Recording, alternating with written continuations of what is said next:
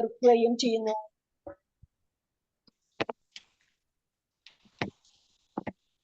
ഞാൻ അങ്ങയെ സ്നേഹിക്കുന്നു. എന്റെ പാപങ്ങളാൽ എന്റെ ആത്മാവിനെ നഷ്ടമാക്കിയതിനാലും സ്വർഗത്തെ നഷ്ടപ്പെടുത്തി നരകത്തിനാക്കിയായി തീർന്നതിനാലും ഞാൻ ഖേദിക്കുന്നു. അങ്ങയുടെ പ്രസാദപര സഹായത്താൽ പാപ സാഹചര്യങ്ങളെ ഉപേക്ഷിക്കുമെന്നും നേരിൽ പാപം ചെയ്യുകയില്ല എന്നും ദൃഢമായി ഞാൻ പ്രതിജ്ഞ ചെയ്യുന്നു. ഏതെങ്കിലും ഒരു പാപം ചെയ്യുക എന്നതിനേക്കാൾ മരിക്കുവാനും ഞാൻ സന്നദ്ധയായിരിക്കുന്നു. ആമേൻ. Praise the Lord. Praise the Lord. Hallelujah. Hallelujah. Hallelujah. Yeah. ഹല്ലേലൂയ. Hallelujah. നമ്മളിന്ന് ശ്രമിക്കുന്ന സജി കുര്യൻ ബ്രദറിനെ നമ്മുടെ ഇന്നത്തെ വചനപ്രഘോഷണമായിട്ട് ഏറ്റവും ബഹുമാനപൂർവ്വം ക്ഷണിച്ചുകൊള്ളുന്നു. ഞാൻ ഈ കുടുംബത്തിൽ അംഗമായോടാണ് ഇൻട്രോഡക്ഷൻ എല്ലാം തുടങ്ങിയത് കേട്ടോ. കുഴപ്പമില്ലല്ലോ. നമ്മള് കുടുംബത്തിൽ അംഗമാണെന്ന് അറിയാം ബ്രദറെ. അപ്പൊ നമുക്ക് ഇന്ന് ശ്രമിക്കുന്ന വചനങ്ങള് നമ്മുടെ അഭിഷേകമായി തീരുവാനായിട്ടും നമ്മുടെ ജീവിതത്തിൽ അത് നമുക്കൊരു ഉത്തേജനമായി മാറുവാനായിട്ടും പരിശുദ്ധാത്മാവിന്റെ വലിയ കൃപയായി മാറുവാനുമായിട്ട് നമുക്ക് പ്രാർത്ഥിക്കാം. വചനം എപ്പോഴും തീയാണ്, ആത്മാവാണ്, ശക്തിയാണ്. ഇത് നമ്മൾ നിറയപ്പെടുവാൻ നമ്മൾ ആത്മാർത്ഥമായി ആഗ്രഹിച്ചാൽ മാത്രമേ നമ്മളിലേക്ക് ഇതിന്റെ അഭിഷേകം നമ്മൾ നിറയത്തുള്ളൂ. അപ്പൊ ഇന്ന് ശ്രമിക്കുന്ന വചനമെല്ലാം ഞാൻ എപ്പോഴും പറയാറുള്ളത് പോലെ നമ്മള് ഇവിടെ പറയാറുണ്ടെങ്കിൽ വേറെ ക്ലാസ്സിൽ പറഞ്ഞാൽ ഇവിടെ പറഞ്ഞിട്ടൊന്നും തോന്നില്ല. അതായത് നമ്മള് നമ്മളൊരു കൃഷിയിടം ഒരുക്കുമ്പോൾ, കൃഷി ചെയ്യാൻ വേണ്ടി നമ്മളൊരു സ്ഥലം ഒരുക്കുമ്പോൾ നമ്മൾ ആദ്യം ചെയ്യുന്നത് എന്താണ്? നേരെ പോയി കാട് പിടിച്ച സ്ഥലത്ത് പോയി നമ്മൾ കൃഷി വിതയ്ക്കുവാണ് ചെയ്യുന്നത്? അല്ല, ഒരിക്കലുമല്ല. നമ്മൾ ചെയ്യുന്നത് നിലം ഒരുക്കും അല്ലെ. ആദ്യം കാടെല്ലാം പറിച്ച് കളഞ്ഞ്, അല്ലെങ്കിൽ കണ്ടമാണെങ്കിൽ അതിനകത്ത് പുല്ലെല്ലാം കളഞ്ഞിട്ട് അല്ലെങ്കിൽ കളയെല്ലാം പറിച്ച് കളഞ്ഞിട്ട് നമ്മൾ അത് ഉഴുത് നല്ല രീതിയിലാക്കി നമ്മൾ അതിന് നല്ല വിളവ് നൽകാൻ പറ്റിയ രീതിയിലേക്ക് നമ്മൾ ആ സ്ഥലം നമ്മൾ ഒരുക്കും എന്ന് പറഞ്ഞാൽ പ്രിയപ്പെട്ടവരെ, നമ്മുടെ വചനം നമ്മളിൽ ഉള്ളിൽ നിറയപ്പെടുവാൻ, വചനം നമ്മളിൽ നിന്ന് വിത്തുകൾ പുറപ്പെടുവിക്കാനായിട്ട് വചനം നമ്മളുടെ ഉള്ളിൽ നിറയണം. നമ്മുടെ ഉള്ളിൽ ഹൃദയത്തിലേക്ക് വചനം നിറഞ്ഞാൽ മാത്രമേ, ഹൃദയത്തിലേക്ക് വചനം നിറഞ്ഞാൽ മാത്രമേ നമുക്ക് അത് ഫലങ്ങളായി പുറപ്പെടുവിക്കാൻ സാധിക്കത്തുള്ളൂ. അപ്പോൾ പ്രിയപ്പെട്ടവരെ, ഈ ഹൃദയത്തിലേക്ക് വചനം നിറയാൻ വേണ്ടി നമ്മൾ ആത്മാർത്ഥമായിട്ട് പരിശുദ്ധാത്മാവോട് പ്രാർത്ഥിക്കണം. നമ്മൾ ശക്തമായി സ്തുതിക്കണം. നമുക്കൊരു നിമിഷം എല്ലാവർക്കും കൂടെ ഇരിക്കുന്നിടത്ത് മ്യൂട്ടിലോ അൺമ്യൂട്ടിലോ എങ്ങനെയായിരുന്നു വേണ്ടത്, നമുക്ക് എല്ലാവരും ശക്തമായിട്ട് അതിരം തുറന്നിട്ട് ഒരു നിമിഷം നമുക്ക് ഒരു 2 മിനിറ്റ് നേരം നമുക്ക് ദൈവത്തെ സ്തുതിച്ചുകൊണ്ട് വചനം ശ്രമിക്കാൻ നമുക്ക് നമ്മുടെ ഹൃദയത്തെ ആത്മാവിനെ ഒരുക്കാം. ഹല്ലേലൂയ, ഹല്ലേലൂയ, ഹല്ലേലൂയ, ഹല്ലേലൂയ, ഹല്ലേലൂയ, ഹല്ലേലൂയ, ഹല്ലേലൂയ, ഹല്ലേലൂയ, ഹല്ലേലൂയ, ഹല്ലേലൂയ, ഹല്ലേലൂയ, ഹല്ലേലൂയ, ഹല്ലേലൂയ, ഹല്ലേലൂയ, ഹല്ലേലൂയ, ഹല്ലേലൂയ, ഹല്ലേലൂയ, ഹല്ലേലൂയ. ഈശോയെ നന്ദി, ഈശോയെ നന്ദി, ഈശോയെ നന്ദി, ഈശോയെ നന്ദി. ഹല്ലേലൂയ, ഹല്ലേലൂയ, ഹല്ലേലൂയ, ഹല്ലേലൂയ, ഹല്ലേലൂയ, ഹല്ലേലൂയ, ഹല്ലേലൂയ, ഹല്ലേലൂയ,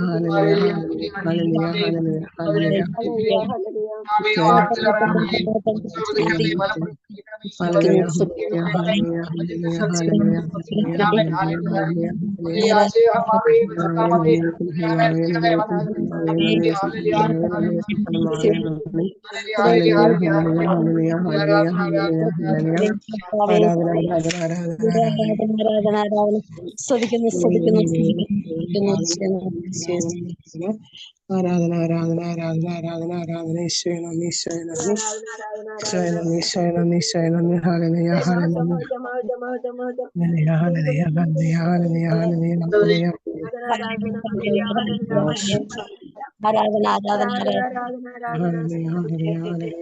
ഹല്ലേലൂയ, ഹല്ലേലൂയ, ഹല്ലേലൂയ. പ്രിയപ്പെട്ടവരെ, നമ്മളിന്ന് ശ്രമിക്കുന്ന വചനഭാഗങ്ങള് ഞാനിന്ന് ഇതിനോട് നമ്മുടെ ഇടയിൽ പങ്കുവെക്കാൻ ആഗ്രഹിക്കുന്ന വചനഭാഗം നമ്മൾ ജോബിന്റെ പുസ്തകമാണ്. ജോബിന്റെ പുസ്തകം 1-2 അധ്യായമാണ് പ്രിയപ്പെട്ടവര് ഞാനിന്ന് പങ്കുവെക്കാൻ ആഗ്രഹിക്കുന്ന നമ്മുടെ ഇന്നത്തെ വിഷയം. ഇവിടെ നമുക്കറിയാം, നമ്മുടെ ജീവിതത്തിൽ നമുക്ക് തീർത്തും ഇഷ്ടമില്ലാത്തൊരു കാര്യം എന്ന് പറഞ്ഞാൽ, അല്ലെങ്കിൽ നമുക്ക് വരാൻ ആഗ്രഹിക്കാത്ത ഒരു കാര്യം എന്ന് നമ്മൾ പറയുന്നത്, നമുക്ക് സഹനങ്ങൾ വരുന്നത് നമുക്ക് പ്രാർത്ഥിക്കുന്നവർക്കും പ്രാർത്ഥിക്കാത്തവർക്കും എല്ലാം അറിയാം. സഹനങ്ങൾ വരുമ്പോഴത്തേക്ക് എത്ര പ്രാർത്ഥിക്കുന്നവരാണെങ്കിൽ പോലും സഹനങ്ങൾ വരുമ്പോൾ പലപ്പോഴും അത് പലർക്കും ഉൾക്കൊള്ളാൻ സാധിക്കുന്നില്ല, പലർക്കും അത് സ്വീകരിക്കാൻ ബുദ്ധിമുട്ടാണ്. അപ്പം ദൈവത്തിലേക്ക് പരാതി പറയുന്ന വലിയൊരു സ്വഭാവം നമ്മുടെ ഇടയിൽ എല്ലാവരുടെ ഇടയിലുണ്ട്. ഒരു വേദന വരുമ്പോൾ, ഒരു മുട്ടുവേദന വരുമ്പോൾ, തോൾവേദന വരുമ്പോൾ, ഒരു ചെറിയൊരു അസ്വസ്ഥതകളെല്ലാം വരുമ്പോഴത്തേക്കും നമ്മൾ പരാതി പറയുന്ന മക്കളായി മാറിക്കൊണ്ടിരിക്കുക. പക്ഷെ നമുക്കിതെങ്ങനെ കൃപയ്ക്കായി നമുക്ക് മാറ്റാം. ജോബിനെ എന്ന വ്യക്തിനെ നമ്മൾ വായിച്ചിട്ടുണ്ട്, എല്ലാവരും ബൈബിൾ വായിച്ചിരിക്കുന്ന ആളാണ്. അപ്പൊ ജോബ് എന്ന് പറയുന്ന വ്യക്തിക്ക് സകലം, ജോബ് ആരായിരുന്നു, എന്തായിരുന്നു, എങ്ങനെയായിരുന്നു, എന്തായി തീർന്നു എന്നുള്ള കുറെ കാര്യങ്ങളാണ് നമ്മൾ ഈ വചനത്തിലൂടെ നമ്മൾ ഇന്ന് വിചിന്തനം ചെയ്യാൻ ആഗ്രഹിക്കുന്നത്. അപ്പോൾ ഈ കേൾക്കുന്ന വചനഭാഗങ്ങൾ നമ്മുടെ ജീവിതത്തിൽ പ്രാവർത്തികമാക്കാനായിട്ട് നമുക്ക് പരിശ്രമിക്കാം, നമുക്ക് ആത്മാർത്ഥം ആഗ്രഹിക്കാം. സഹനം ദൈവഹിതമാണോ? നമ്മുടെ സബ്ജക്റ്റ് അതാണ്. അതായത് നീതിമാൻ എന്തിന് ക്ലേശം സഹിക്കണമെന്ന സങ്കീർണമായ പ്രശ്നം അപഗ്രഥിച്ച് പരിഹാരം കാണാനുള്ള ഒരു ഭാഗമാണ് ജോബിന്റെ പ്രശ്നം. ദൈവത്തിന്റെ വിശ്വസ്തദാസനായ ജോബ്. നമുക്കറിയാം, വചനത്തിന്റെ 1-ാം ഭാഗത്തിൽ നമുക്ക് വായിക്കാം. 1-ാം അധ്യായം ഹെഡിങ്ങിനാണ് സാത്താൻ ജോബിനെ പരീക്ഷിക്കുന്നത്. ആദ്യത്തെ ഭാഗത്ത് പറഞ്ഞ ജോബ് എന്ന് പറയുന്ന വ്യക്തി ആരാണ്? ജോബ് എന്ന വ്യക്തി ഉസ് ദേശത്ത് ജോബ് എന്നൊരാൾ ഉണ്ടായിരുന്നു. അപ്പൊ തിന്മയിൽ നകർന്ന് ദൈവത്തിനായി ജീവിച്ച അവൻ നിഷ്കളങ്കനും നീതിനിഷ്ഠനും ആയിരുന്നു. വലിയ സന്ദേശം ഈ ഒന്നാമത്തെ ഈ വചനത്തിലുണ്ട്. തിന്മയിൽ നകർന്ന് ദൈവത്തിനായി ജീവിച്ചവൻ. അപ്പം ഒരു ദൈവഭക്തനാകാൻ വേണ്ടിയിട്ടുള്ള ഏറ്റവും ആദ്യത്തെ ക്വാളിറ്റി, പ്രിയപ്പെട്ടവരെ നമ്മൾ ഓർത്തിരിക്കാൻ എഴുതി വെച്ചിരുന്നതാണ്, ദൈവഭക്തനായി ജീവിക്കാനുള്ള ഏറ്റവും പ്രധാനപ്പെട്ട ക്വാളിറ്റി എന്ന് പറയേണ്ടത്, അല്ലെങ്കിൽ ഒരു ഏറ്റവും വലിയൊരു അനുഗ്രഹം എന്ന് വേണ്ടത് പറഞ്ഞാൽ തിന്മയിൽ നകന്ന്, പാപത്തിൽ നകന്ന് ജീവിക്കണം. തിന്മയിൽ നകന്ന് ജീവിക്കുക എന്നുള്ളതാണ് ഒരു ദൈവഭക്തനുടെ ഏറ്റവും ആദ്യത്തെ ക്വാളിറ്റി. തിന്മ വെറുക്കുക, തിന്മയിൽ നകന്ന് നിൽക്കുക, ഇതാണ് ഒരു ദൈവഭക്തനുടെ ഏറ്റവും വലിയ ക്വാളിറ്റി. അപ്പം ദൈവഭക്തനായി ജീവിക്കാൻ, രണ്ടാമത്തെ കാര്യം, ദൈവഭക്തനായി ജീവിക്കാൻ ആഗ്രഹിക്കുന്നവൻ നിഷ്കളങ്കനും നീതിനിഷ്ഠനുമായിരിക്കണം.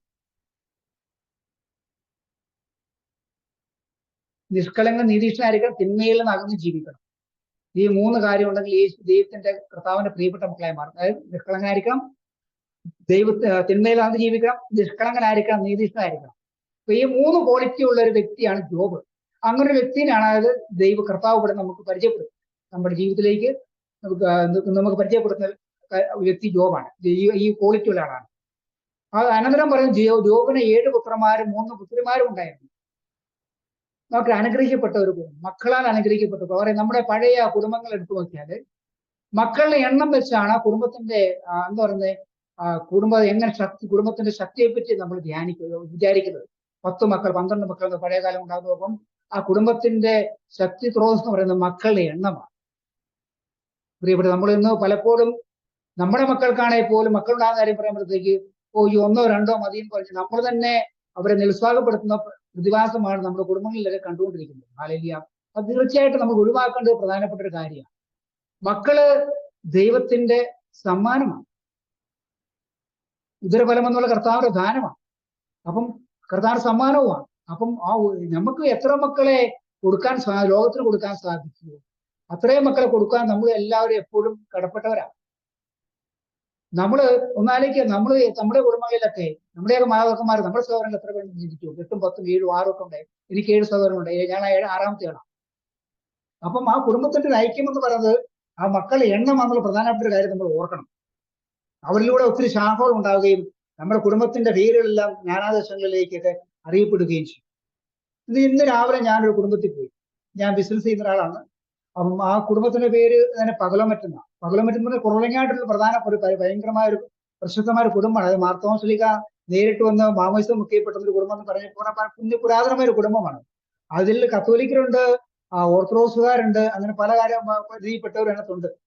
പക്ഷെ അവര് ശാഖ തിരിഞ്ഞു പോയെങ്കിലും ഞാൻ വീട്ടുകാരെ പിൻവീട്ടുകാർ കണ്ടപ്പോൾ ഞാൻ ചോദിച്ചു, നല്ല 10-80 വയസ്സിൽ പ്രായത്തിൽ അച്ഛൻ കുറളങ്ങാട് പകലമറ്റായിട്ട് വന്നിട്ട് മോനെ 100-600 വർഷങ്ങൾക്ക് മുമ്പ് ഞങ്ങളുടെ മാതാക്കന്മാർ അവിടുന്ന് പോകുന്നതാണ്.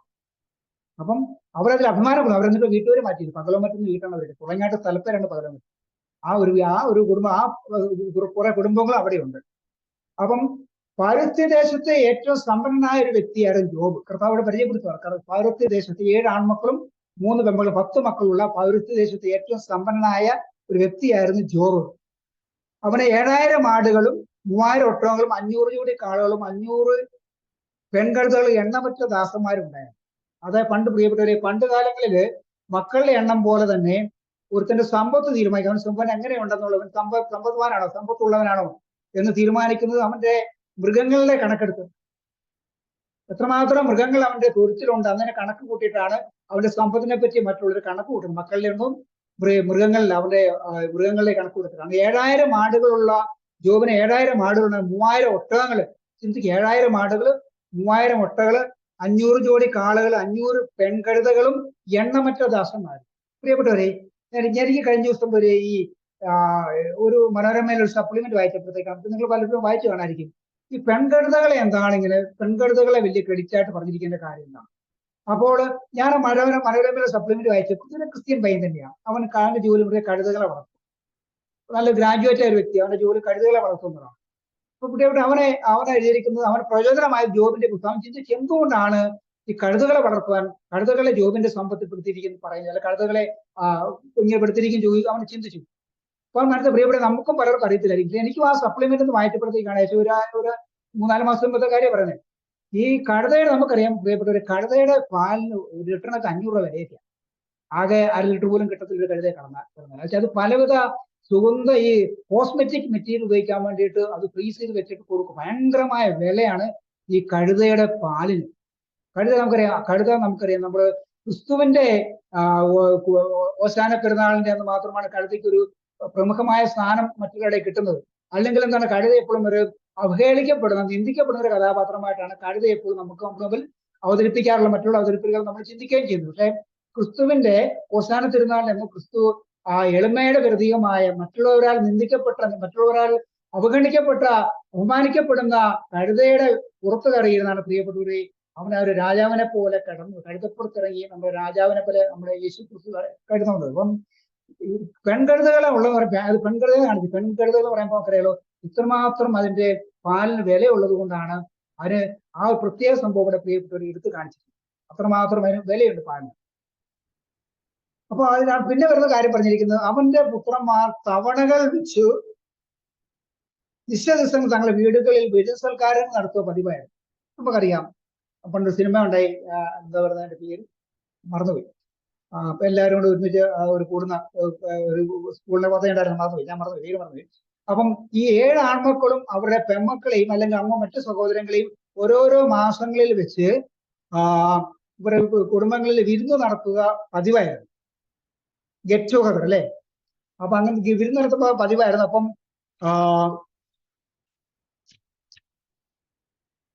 സാഹോദര്യ സ്നേഹത്തിന്റെ വലിയൊരു പ്രതീകമാണ്. മറ്റു സഹോദരങ്ങളെ വീട്ടിലേക്ക് വിളിച്ചിട്ട് അവരെല്ലാം, അപ്പൊ എല്ലാവരും ആ വീട്ടിൽ 8-10 പേര് ഒരു കുടുംബത്തിലുണ്ടാവുക. നമ്മൾ ആഗ്രഹിക്കുന്നതല്ല നമ്മുടെ സഹോദരങ്ങളെ വരും. പണ്ടൊക്കെ ആണെങ്കിൽ നമ്മുടെ നാടുകളിൽ ഒത്തിരി ആൾക്കാർ മലബാർ മേഖലയിലേക്ക് കുടിയേറപ്പെട്ട് പോയപ്പോഴത്തേക്ക് പെരുന്നാൾ നമ്മുടെ അവർ പോയ സമയത്ത് നമ്മുടെ ആ കുടുംബത്തിലെ പെരുന്നാൾ വരുമ്പോൾ, എടവപ്പള്ളിയിൽ പെരുന്നാൾ വരുമ്പോഴത്തേക്ക് ഇവർക്ക് എല്ലാവരും കഴിയുന്നവർ വരുമായിരുന്നു, കുടുംബത്തിൽ ഒരുമിച്ച് കൂടായിരുന്നു. പക്ഷെ ഇപ്പം പ്രിയപ്പെട്ടവരെ അങ്ങനെ കാര്യം നമുക്ക് ചിന്തിക്കാൻ പോലും സാധിക്കത്തില്ല, ആരും വരുന്നില്ല. പണ്ട് ഞാൻ ആഗ്രഹിച്ചില്ല അവരെല്ലാം കാണുവാൻ സാധിക്കായിരുന്നു, ബന്ധം പുതുക്കാൻ സാധിക്കായിരുന്നു. പ്രിയപ്പെട്ടവർ ഇപ്പൊ അങ്ങനെ ഒരു കാര്യങ്ങൾ പോലും നമുക്ക് അനുഭവിക്കാൻ യോഗമില്ലാതായിക്കൊണ്ട് സിറ്റുവേഷൻ ഇപ്പോൾ ഉണ്ടായിരിക്കുന്നത്. അപ്പോൾ ഇവരെ ഗെറ്റ് ടുഗദർ ഇവർ തൽക്കാലം കഴിയുമ്പോഴത്തേക്കും ഇവരൊക്കെ അറിയാം നമ്മുടെ വീടുകളിൽ സൽക്കാരങ്ങൾ, നമ്മുടെ വീടുകളാണെന്ന് പറഞ്ഞില്ല, പല വീടുകളിലും സൽക്കാരങ്ങൾ നടക്കുമ്പോഴത്തേക്കും നമുക്കറിയാം നമ്മുടെ വീടുകളിൽ നടക്കുന്ന സൽക്കാരങ്ങൾ എന്തൊക്കെയാണ്, കല്യാണം, മാമോദീസ, ആദ്യ കുർബാന, ഇങ്ങനെ ഇങ്ങനെയുള്ള മെയിനായിട്ട് വെച്ച ചടങ്ങുകളാണ് നമ്മുടെ കുടുംബങ്ങളിൽ പല നടക്കുന്നത്. അപ്പൊ പറയും പ്രിയപ്പെട്ടവരെ ഈ കുടുംബങ്ങളിൽ ചടങ്ങ് നടക്കുമ്പോഴത്തേക്കും പറയും നമുക്ക് അവിടെ ഏറ്റവും കൂടുതൽ പ്രാധാന്യം പല കുടുംബങ്ങളിലും കൊടുക്കുന്നത് മദ്യത്തിന് പ്രാധാന്യം കൊടുക്കും. പല കുടുംബങ്ങളിലും നമുക്ക് കാണുന്ന ഒരു അവസ്ഥയാണ്.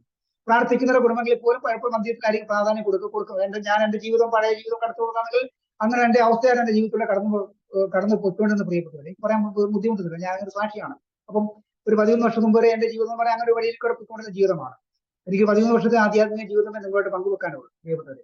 അപ്പം ഈ ജോബിന്റെ പുത്രന്മാരെ ഇങ്ങനെ തവണകളിൽ വെച്ച് മീറ്റിംഗ് നടത്തി കഴിയുമ്പോഴത്തേക്ക് ഇവർ ഏതെങ്കിലും തരത്തിൽ പാപം ചെയ്തിട്ടുണ്ടാകാം എന്ന് വിചാരിച്ച് ജോബിന്റെ പിതാവ് അത് ഓരോ മക്കളെയും വിളിച്ചു വരുത്തി, അവരെല്ലാവരെയും വിളിച്ചു വരുത്തി ശുദ്ധീകരിക്കുകയും അതിരാവിലെ എഴുന്നേറ്റ് ഓരോ പുത്രനും വേണ്ടി ദഹനബലി അർപ്പിക്കുകയും ചെയ്യുമായിരുന്നു. ഒരു പിതാവിന്റെ കടമ. അവരെ 10 മക്കളും കൂടിയപ്പോഴത്തേക്ക് ദൈവത്തിന് ഹിതകരമല്ലാത്ത രീതിയിൽ എന്തെങ്കിലും സംസാരം ഉണ്ടാവുകയോ പ്രവൃത്തികൾ ഉണ്ടാവുകയോ എന്തെങ്കിലും ചെയ്ത ജോബ് പോകുന്നതായിട്ട് പറയുന്നില്ല എന്ന് വിചാരിച്ച് ജോബ് മക്കളെല്ലാം വിളിച്ചു വരുത്തി, തറവാട്ടിലേക്ക് വിളിച്ചു വരുത്തി ഓരോ പുത്രനും വേണ്ടി ദഹനബലി അർപ്പിക്കപ്പെട്ടു. ദഹനബലി എന്നുള്ള കാര്യം നമ്മൾ ചോദിച്ചാൽ എവിടെ മനസ്സിലാകും? ലേവിയുടെ പുസ്തകം നോക്കിയാൽ ഓരോ പാപപരിഹാര ബലി, ദഹനബലി, അങ്ങനെ ഓരോ ബലിയെ പറ്റിയും വ്യക്തമായിട്ട് പറഞ്ഞു. ലേവിയുടെ പുസ്തകം വായിച്ചാൽ നമുക്ക് മനസ്സിലാക്കാൻ പറ്റും, അതിലേക്ക് കടന്നു പോകുന്നില്ല. അപ്പോൾ എന്താണ് ഓരോ ബലി, ദഹനബലി എന്താണ്, പാപപരിഹാര ബലിയാണ്, പശ്ചാത്താപ ബലി എന്നുള്ള വ്യക്തമായിട്ട് ലേവിയുടെ പുസ്തകം വായിച്ച 1-ാം അധ്യായം വളരെ വ്യക്തമായിട്ട് ബലിയെ പറ്റിയുള്ള ഒരു വിവരണമാണ് ലേവിയുടെ പുസ്തകം എന്ന് പറയുന്നത്. അത് വായിച്ചാൽ നമുക്ക് വ്യക്തമായിട്ട് നമുക്ക് മനസ്സിലാക്കാൻ സാധിക്കും. അപ്പം ജോബ് ഇവർക്ക് വേണ്ടി ദഹനബലി അർപ്പിക്കുക പതിവായിരുന്നു. അപ്പം അത് കഴിഞ്ഞ് പറയുന്നത് 6-ാം വചനം പറയുന്നത് 1:6. ഒരു ദിവസം ദൈവപുത്രന്മാർ കർത്താവിന്റെ സന്നിധിയിൽ വന്നു ചേർന്നു, സാത്താനും അവരോടുകൂടെ വന്നു. ദൈവപുത്രന്മാർ കർത്താവിന്റെ സന്നിധിയിൽ വന്നു ചേർന്നു, സാത്താനും അവരോട് വന്നു. കർത്താവ് സാത്താനോട് നീ എവിടെ നിന്ന് വരുന്നു എന്ന് ചോദിച്ചു. കർത്താവ് സാത്താൻ ചോദിച്ചു നീ എവിടെ നിന്ന് വരുന്നു? സാത്താൻ പറഞ്ഞു ഞാൻ ഭൂമിയിലാകെ ചുറ്റി സഞ്ചരിച്ചിട്ട് വരികയാണ് എന്ന് മറുപടി പറയും. ഞാൻ ഭൂമിയിലെല്ലാം ഒന്ന് കറങ്ങിയിട്ട് വരിക. അപ്പം കർത്താവ് ചോദിക്കുന്നതാണ്, വീണ്ടും വേണ്ടി ചോദിച്ചു എന്റെ ദാസനായ ജോബിനെ എന്ന് ചോദിച്ചു. കർത്താവ് ഒരു വ്യക്തിയുടെ പേര് പറഞ്ഞ് ചോദിക്കുകയാണ്, എന്റെ ദാസനായ ജോബിനെ എന്ന് ചോദിച്ചു. പ്രിയപ്പെട്ടവരെ, എന്തുകൊണ്ടാണ് ആ ഒരു വ്യക്തിയുടെ പേര് പറഞ്ഞത്? വേറെ എത്ര പേരുണ്ടായിരുന്നു? ഒത്തിരി പേരുണ്ടായിരുന്നായിരിക്കാം. ലോകത്ത് ആ സമയത്തിന് ആൾക്കാരുണ്ട്. ഞാൻ ഒരു ആൾക്കാരുടെ പേര് ചോദിക്കാതെ കർത്താവിന്, അതായത് കർത്താവിന്റെ നിയമങ്ങൾ പാലിക്കുകയും കർത്താവിന്റെ ചട്ടങ്ങൾ അനുസരിക്കുകയും ദൈവഹിതം പാലിക്കുകയും ദൈവകൽപ്പന അനുസരിക്കുകയും ചെയ്തുകൊണ്ടിരുന്ന ജോബിനെ പോലെ ഒരു വ്യക്തി ലോകത്ത് ആ സമയത്ത് ഉണ്ടായിരുന്നില്ലായിരിക്കാം. അതുകൊണ്ടായിരിക്കാം കർത്താവ് സാത്താൻ ചോദിക്കുന്നത്, എന്റെ ദാസനായ ജോബിനെ നീ കണ്ടോ? അവനെ നീ ശ്രദ്ധിച്ചോ? അവനെ എടുത്ത് കണ്ടോ? കർത്താവ് പിന്നെയും പറയാണ്, അവനെ പോലെ സത്യസനും നിഷ്കളനും ദൈവത്തെ പറ്റുന്നവനും തിന്മയിൽ ജീവിക്കുന്നതിനുമായ ഭൂമത്താരമുതലാണ്. പ്രിയപ്പെട്ടവരെ, കർത്താവ് ഒരു സർട്ടിഫിക്കറ്റ് അവിടെ കൊടുക്കുക. നമ്മൾ this is certify that so and so this character and good ആണെന്നൊക്കെ നമുക്ക് കിട്ടുന്നത് പോലെ ഈ കർത്താവ് സാത്താനോട് പറയുക, നീ എന്റെ ദാസനായ ജോബിനെ കണ്ടോ? അവനെ പോലെ സത്യസനും നിഷ്കള നീതിമാനുമായി ഭൂമുഖത്ത് ആരെങ്കിലും ഉണ്ടോ? സാത്താൻ ചോദിക്കുക. നീ അവനെ കണ്ടില്ല? അവനെ പോലെ ഇത്രയും മിടുക്കനായിട്ട് ജീവിതങ്ങളിൽ എന്റെ പ്രിയപ്പെട്ട ഇത്രയും പ്രിയപ്പെട്ട മകനായിട്ട് നീ വേറെ ആരെങ്കിലും ഭൂമിയിൽ നീ കണ്ടോ? അപ്പൊ സാത്താൻ മറുപടി പറയുന്നതാണ് വിശ്വസിക്കേണ്ടത്. ജോബ് ദൈവത്തെ ഭയപ്പെടുന്നത് വെറുതെയാണോ? അങ്ങ് അവന് ചുറ്റും അവനും അവന്റെ ഭവനത്തിനും ചുറ്റും ഭവനത്തിനും സമ്പത്തിനും ചുറ്റും വേലിയിട്ട് സുരക്ഷ നൽകി അവന്റെ പ്രവൃത്തിയിൽ അനുഗ്രഹിച്ചു. പ്രിയപ്പെട്ട, ഇതിനകത്ത് വേറെ സന്ദേശം നമുക്കുണ്ട്. നമ്മൾ ദൈവത്തിന്റെ പ്രിയപ്പെട്ട മകനായി മകളായി മാറുമ്പോൾ പ്രിയപ്പെട്ടവരെ സാത്താന് നമ്മളെ തൊടാൻ സാധിക്കില്ല. ഹല്ലേലൂയ, ഹല്ലേലൂയ, ഹല്ലേലൂയ. സാത്താന് നമ്മളെ പ്രിയപ്പെട്ടവരെ തൊടാൻ സാധിക്കത്തില്ല. കാരണം ദൈവത്തിന്റെ പ്രിയപ്പെട്ട മക്കളായി നമ്മൾ മാറുമ്പോൾ ദൈവം നിന്റെ ഭവനത്തിന് ചുറ്റും സമ്പത്തിനും ചുറ്റും വേലി കെട്ടി സുരക്ഷ നൽകി നമ്മുടെ പ്രവൃത്തികളെ അനുഗ്രഹിക്കും. Hallelujah, hallelujah. നമ്മുടെ കർത്താവിന്റെ പ്രിയപ്പെട്ട മകനായി കർത്താവ് നമ്മളെ കരുതുമ്പോൾ ശ്രദ്ധിക്കേണ്ട, മനസ്സിൽ കുറിക്കേണ്ട കാര്യം കേട്ടോ. കർത്താവിന്റെ പ്രിയപ്പെട്ട മകനായി നമ്മളെ കരുതുമ്പോൾ കർത്താവ് നമ്മളെ അനുഗ്രഹിക്കുമ്പോൾ നമ്മുടെ സമ്പത്തിന് ചുറ്റും കോട്ട കെട്ടി അവൻ നമ്മളെ അനുഗ്രഹിക്കും. അതേപോലെ സാത്താൻ പറഞ്ഞ ഈ ജോബ് നിന്നെ ഭയപ്പെടുന്ന വെറുതെയാണ്, നീ അവന് സമ്പത്തിനും അവന്റെ ഭവനത്തിനും കോട്ട കെട്ടി സംരക്ഷണം ഒരുക്കുക. അപ്പൊ കർത്താവിന്റെ പ്രിയപ്പെട്ട മക്കളായി മാറുന്ന നമുക്ക് ഓരോരുത്തർക്കും ആരൊക്കെ കർത്താവിന്റെ പ്രിയപ്പെട്ട മക്കളായി മാറുന്നുണ്ടോ അവരുടെ എല്ലാം ഭവനത്തിനും സമ്പത്തിനും കോട്ട കർത്താവിന്റെ അദൃശ്യമായ സംരക്ഷണ കോട്ടയായി ഉണ്ട്. ഹല്ലേലൂയ, ഹല്ലേലൂയ, ഹല്ലേലൂയ. ദൈവത്തിന്റെ നാമത്തിൽ ഇങ്ങനെ വെളിപ്പെടുത്തി ദൈവത്തിന്റെ നാമത്തിൽ നമ്മൾ മഹത്വപ്പെടുത്തും. ദൈവത്തിന്റെ കോട്ട നമ്മൾ ചിന്തിക്കേണ്ട പ്രിയപ്പെട്ടവരെ, നമ്മള് ദൈവത്തിന്റെ സംരക്ഷണത്തിന്റെ കീഴിലാണോ? നമ്മൾ ഓരോ നിമിഷം ചിന്തിക്കട, കർത്താവിന്റെ സംരക്ഷണത്തിന് കീഴിലാണോ? കർത്താവ് എന്നെ നീതിമാനും നിഷ്കളങ്കനും സത്യസന്ധനുമായി പറയണമെന്നുണ്ടെങ്കിൽ അതിന് മാത്രം യോഗ്യത എനിക്കുണ്ടോ? അതിന് മാത്രം കർത്താവിന് വേണ്ടി എന്റെ ജീവൻ കൊടുക്കുന്നുണ്ടോ? അതിന് മാത്രം ഞാൻ ന്യായപ്രമാണം പാലിക്കുന്നുണ്ടോ? അതിന് മാത്രം കൽപ്പനകൾ അനുസരിക്കുന്നുണ്ടോ? അവ കർത്താവ് പറഞ്ഞ പോലെ ജീവിക്കുന്നുണ്ടോ? മറ്റുള്ളവരുടെ കണ്ണുനീര് ഒപ്പാൻ ശ്രമിക്കുന്നുണ്ടോ? മറ്റുള്ളവരുടെ വേദനകളിൽ പങ്കുചേരാൻ ആശ്വാസം കൊടുക്കാൻ ആഗ്രഹിക്കുന്നു. മറ്റുള്ളവരുടെ പട്ടിണിയിൽ അവന് ഭക്ഷണം കൊടുക്കാൻ ശ്രമിക്കുന്നുണ്ടോ? മറ്റുള്ളവന് വസ്ത്രമില്ലാതെ പോകാൻ കൊടുക്കാൻ ഞാൻ കൊടുത്തിട്ടുണ്ടോ? പ്രിയപ്പെട്ടവരെ, ഇങ്ങനെയുള്ള ദശാംശം കൊടുക്കാറുണ്ടോ? പ്രിയപ്പെട്ടവർ, ഇങ്ങനെയുള്ള കാര്യങ്ങളൊക്കെ നമ്മൾ ആത്മശോധന ചെയ്തുകൊണ്ട് നമ്മൾ ജീവിക്കുമ്പോൾ, അല്ലെങ്കിൽ അതനുസരിച്ച് നമ്മൾ ജീവിക്കാൻ പ്രവർത്തിക്കുമ്പോൾ പ്രിയപ്പെട്ടവരെ, നമ്മുടെ സമ്പത്തിനും ഭവനത്തിനും കർത്താവിന്റെ കോട്ടയുണ്ടാവും. Hallelujah, hallelujah. നമ്മൾ എഴുതി വെച്ചു മനസ്സിൽ നിന്ന് കുറിച്ച് ഹൃദയത്തിൽ ഞാൻ പറഞ്ഞു, നിങ്ങളെ ഒന്ന് ഹൃദയത്തിൽ ഇത് കുറിച്ച് വെച്ചോണം, ഹൃദയത്തിൽ കുറിച്ചോണം എന്നും ഈ കർത്താവിന്റെ വാഗ്ദാനം നമ്മുടെ ഹൃദയത്തിൽ ഉണ്ടായിരിക്കണം. ഹല്ലേലൂയ, ഹല്ലേലൂയ, ഹല്ലേലൂയ, ഹല്ലേലൂയ. പറഞ്ഞു അങ്ങ് അവനും അവന്റെ ഭവനത്തിനും സമ്പത്തിനും ചുറ്റും വേലിയിട്ട് സുരക്ഷ നൽകി അവന്റെ പ്രവൃത്തിയിൽ അനുഗ്രഹിച്ച് അവന്റെ സമ്പത്ത് വർദ്ധിപ്പിക്കുകയും ചെയ്തു. കർത്താവിന്റെ അനുഗ്രഹത്തിന് കീഴാണ് പ്രിയപ്പെട്ടവരെ നമ്മളെ സമ്പത്തിന് ഒരിക്കലും കുറവുണ്ടാക്കും, സമ്പത്ത് വർദ്ധിക്കത്തേ ഉള്ളൂ.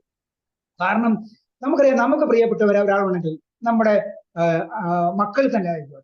പലപ്പോഴും പക്ഷാഘാതമുള്ള അമ്മമാരുണ്ടാകും, അപ്പന്മാരുണ്ടാകും. ചില മക്കൾക്ക് കൂടുതൽ സമ്മാനങ്ങൾ കൊടുക്കും. ഒരു ചില നമ്മുടെ മക്കൾ കൂടുതൽ പഠിക്കുകയാണെന്നുണ്ടെങ്കിൽ അവനെ കൂടുതൽ പ്രോത്സാഹിപ്പിക്കും, അവന്റെ കഴിവുകളെ പ്രോത്സാഹിപ്പിക്കും, അവനെ കൂടുതൽ നമ്മൾ സമ്മാനങ്ങൾ കൊടുക്കും, അല്ലെങ്കിൽ അവന് ആവശ്യ കാര്യങ്ങളൊക്കെ കൂടുതൽ നമ്മൾ സാധിച്ചു കൊടുക്കാൻ വേണ്ടി പരിശ്രമിക്കും. ഇങ്ങനെ ചില കാര്യങ്ങൾ ചെയ്യും. അപ്പം പ്രിയപ്പെട്ടവരെ, കർത്താവിന്റെ പ്രിയപ്പെട്ട മക്കളെ നമ്മൾ മാറുമ്പോൾ നമ്മുടെ സമ്പത്തും ആത്മീയവും ഭൗതികവും, ആത്മീയമായ നമ്മുടെ സമ്പത്ത് വർദ്ധിക്കാൻ നമ്മൾ പരിശ്രമിക്കുമ്പോൾ നമ്മുടെ ഭൗതികമായ സമ്പത്തും അതിനോടൊപ്പം തന്നെ വർദ്ധിക്കും. ഹല്ലേലൂയ, ഹല്ലേലൂയ, സാത്താൻ പറയാണ് പ്രിയപ്പെട്ട, അടുത്ത വചനമാണ്, അടുത്ത വാക്കാണ് കേൾക്കട്ടെ. അങ്ങ് അവന്റെ സമ്പത്തിന്മേൽ കൈവച്ചാൽ അവൻ അങ്ങേ ദുഷിക്കുന്നതാണ്. വലിയൊരു സന്ദേശമാണ് നമുക്ക് എല്ലാവർക്കും വേണ്ടി. അങ്ങ് അവന്റെ സമ്പത്തിന്മേൽ കൈവച്ചാൽ അവനങ്ങേ ദുഃഖിക്കും. പ്രിയപ്പെട്ടവരെ, ദൈവം ഇതായാലും 3 മെസ്സേജാണ് ഞാൻ തരാനുള്ളത്. ഇതിനകത്ത് പ്രിയപ്പെട്ട ഒന്നാലോചിക്കാം, നമ്മളെ ഓരോരുത്തരെയും നമ്മൾ എത്രമാത്രം പ്രാർത്ഥിക്കുന്നു, എത്രമാത്രം മുട്ടാൻ നിൽക്കുന്നു, എന്തെല്ലാം കാര്യങ്ങൾ പറഞ്ഞ പ്രിയപ്പെട്ടവരെ, നമ്മൾ ഇപ്പോൾ അനുഭവിക്കുന്ന സൗഭാഗ്യത്തിൽ നിന്ന് ഒരു കുറവ് വന്നാൽ നമ്മളിൽ വചനം ശ്രവിക്കുന്നവരിൽ അല്ലെങ്കിൽ നമ്മൾ അറിയാവുന്നവരിൽ എത്ര മക്കൾക്ക് ദൈവമേ നന്ദി കർത്താവേ, നന്ദി തന്നിരിക്കുന്ന ഈ എല്ലാത്തിനും നന്ദി, ഈ എല്ലാം നിന്റെ ദാനമാണ് കർത്താവ്, കിട്ടിയാലും പോയാലും എല്ലാം നിന്റെ കൃപയാണ്, ഞാൻ നിന്നെ വിശ്വസിക്കുന്ന ആശ്രയ കർത്താവ്, നീ തന്നു, നീ എടുത്തു എന്ന് പറയാൻ മാത്രം എത്രമാത്രം വിശുദ്ധിയുള്ള വിവേകമുള്ളവർ നമ്മുടെ കൂടെ ഉണ്ട്. ചിന്തിക്കേണ്ട കാര്യം അതാ പറഞ്ഞ, നമ്മുടെ സമ്പത്തിന്മേൽ പ്രിയപ്പെട്ടവരെ, നമ്മുടെ സമ്പത്തിന്മേൽ കൈവച്ചാൽ ഒരു വ്യക്തി, ഭൂമിയിലുള്ള ഒരു വ്യക്തി ഏറ്റവും ആദ്യം അവൻ ദൈവത്തിൽ നിന്ന് അകലാൻ ശ്രമിക്കും.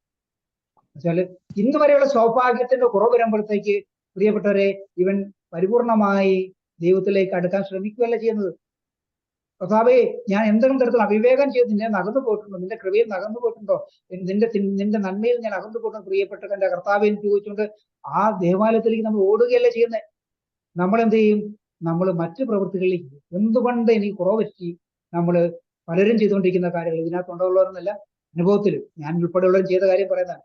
കണിയാനെ കാണാനും കൈനോട്ടക്കാരെ കാണാൻ പോട്ടും മുസ്ലിയാരെ കാണാൻ വേണ്ടി പഴം വെക്കാനും സാമ്പാണി കത്തിക്കാനും കേട്ട പ്രിയപ്പെട്ടവരെ, ഇങ്ങനെയുള്ള പല കാര്യത്തിലേക്ക് നമ്മളെ ആ സമയത്ത് പിശാച് വഴിതിരിച്ചു വിടും. Hallelujah, hallelujah. സമ്പത്തിന്മേൽ കുറവ് വന്നാൽ പ്രിയപ്പെട്ടവരെ, നമ്മൾ 90% 99% ആൾക്കാരും ദൈവത്തിൽ നിന്ന് അകന്നു പോകും. ഇതൊരു വലിയ നഗ്നമായ ലോകത്തെങ്ങുമുള്ള ദൈവപ്പെട്ട വലിയൊരു സത്യമാണ്. അതുകൊണ്ട് സാത്താൻ പറഞ്ഞത്, അങ്ങ് നീ ഇത്രയും അവന്റെ സമ്പത്തിന്മേലല്ല, അവന്റെ ഭവനത്തിനും അവന്റെ സമ്പത്തിനും കോട്ട കെട്ടി അവൻ സംരക്ഷണം ഒരുക്കിക്കൊണ്ട് നീ അവൻ നിന്നെ വലിയ ഇഷ്ടമായിട്ട് കരുതുന്നു, നീ അവന്റെ സമ്പത്തിന്മേൽ ഒന്ന് കൈതൊട്ട് അവൻ നിന്നെ ദുഷിക്കുന്നത് കാണാം.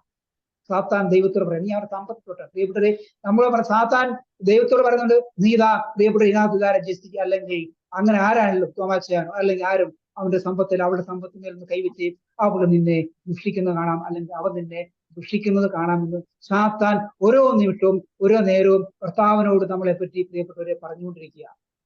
നമ്മൾ ചിന്തിക്കേണ്ട കാര്യം നമ്മൾ പറഞ്ഞുകൊണ്ടിരിക്കുക. അതായത് പ്രാർത്ഥിക്കുന്ന ഒരു വ്യക്തി എപ്പോഴും പിശാചിന്റെ നോട്ടപ്പുള്ളിയാണ്, സാത്താന്റെ നോട്ടപ്പുള്ളിയാണ്. കുറ്റമേ തളർന്നു കൂട്ടുന്ന ഓരോ വ്യക്തിയും എപ്പോഴും പിശാചിന്റെ നോട്ടപ്പുള്ളിയാണ്. കൈവിരിച്ച് പ്രാർത്ഥിക്കുന്ന, വേദന എടുത്ത് സഹനം എടുത്തുകൊണ്ട് കൈവിരിച്ച് പ്രാർത്ഥിക്കുന്ന ഓരോ വ്യക്തികളും പിശാചിന്റെ നോട്ടപ്പുള്ളിയാണ്.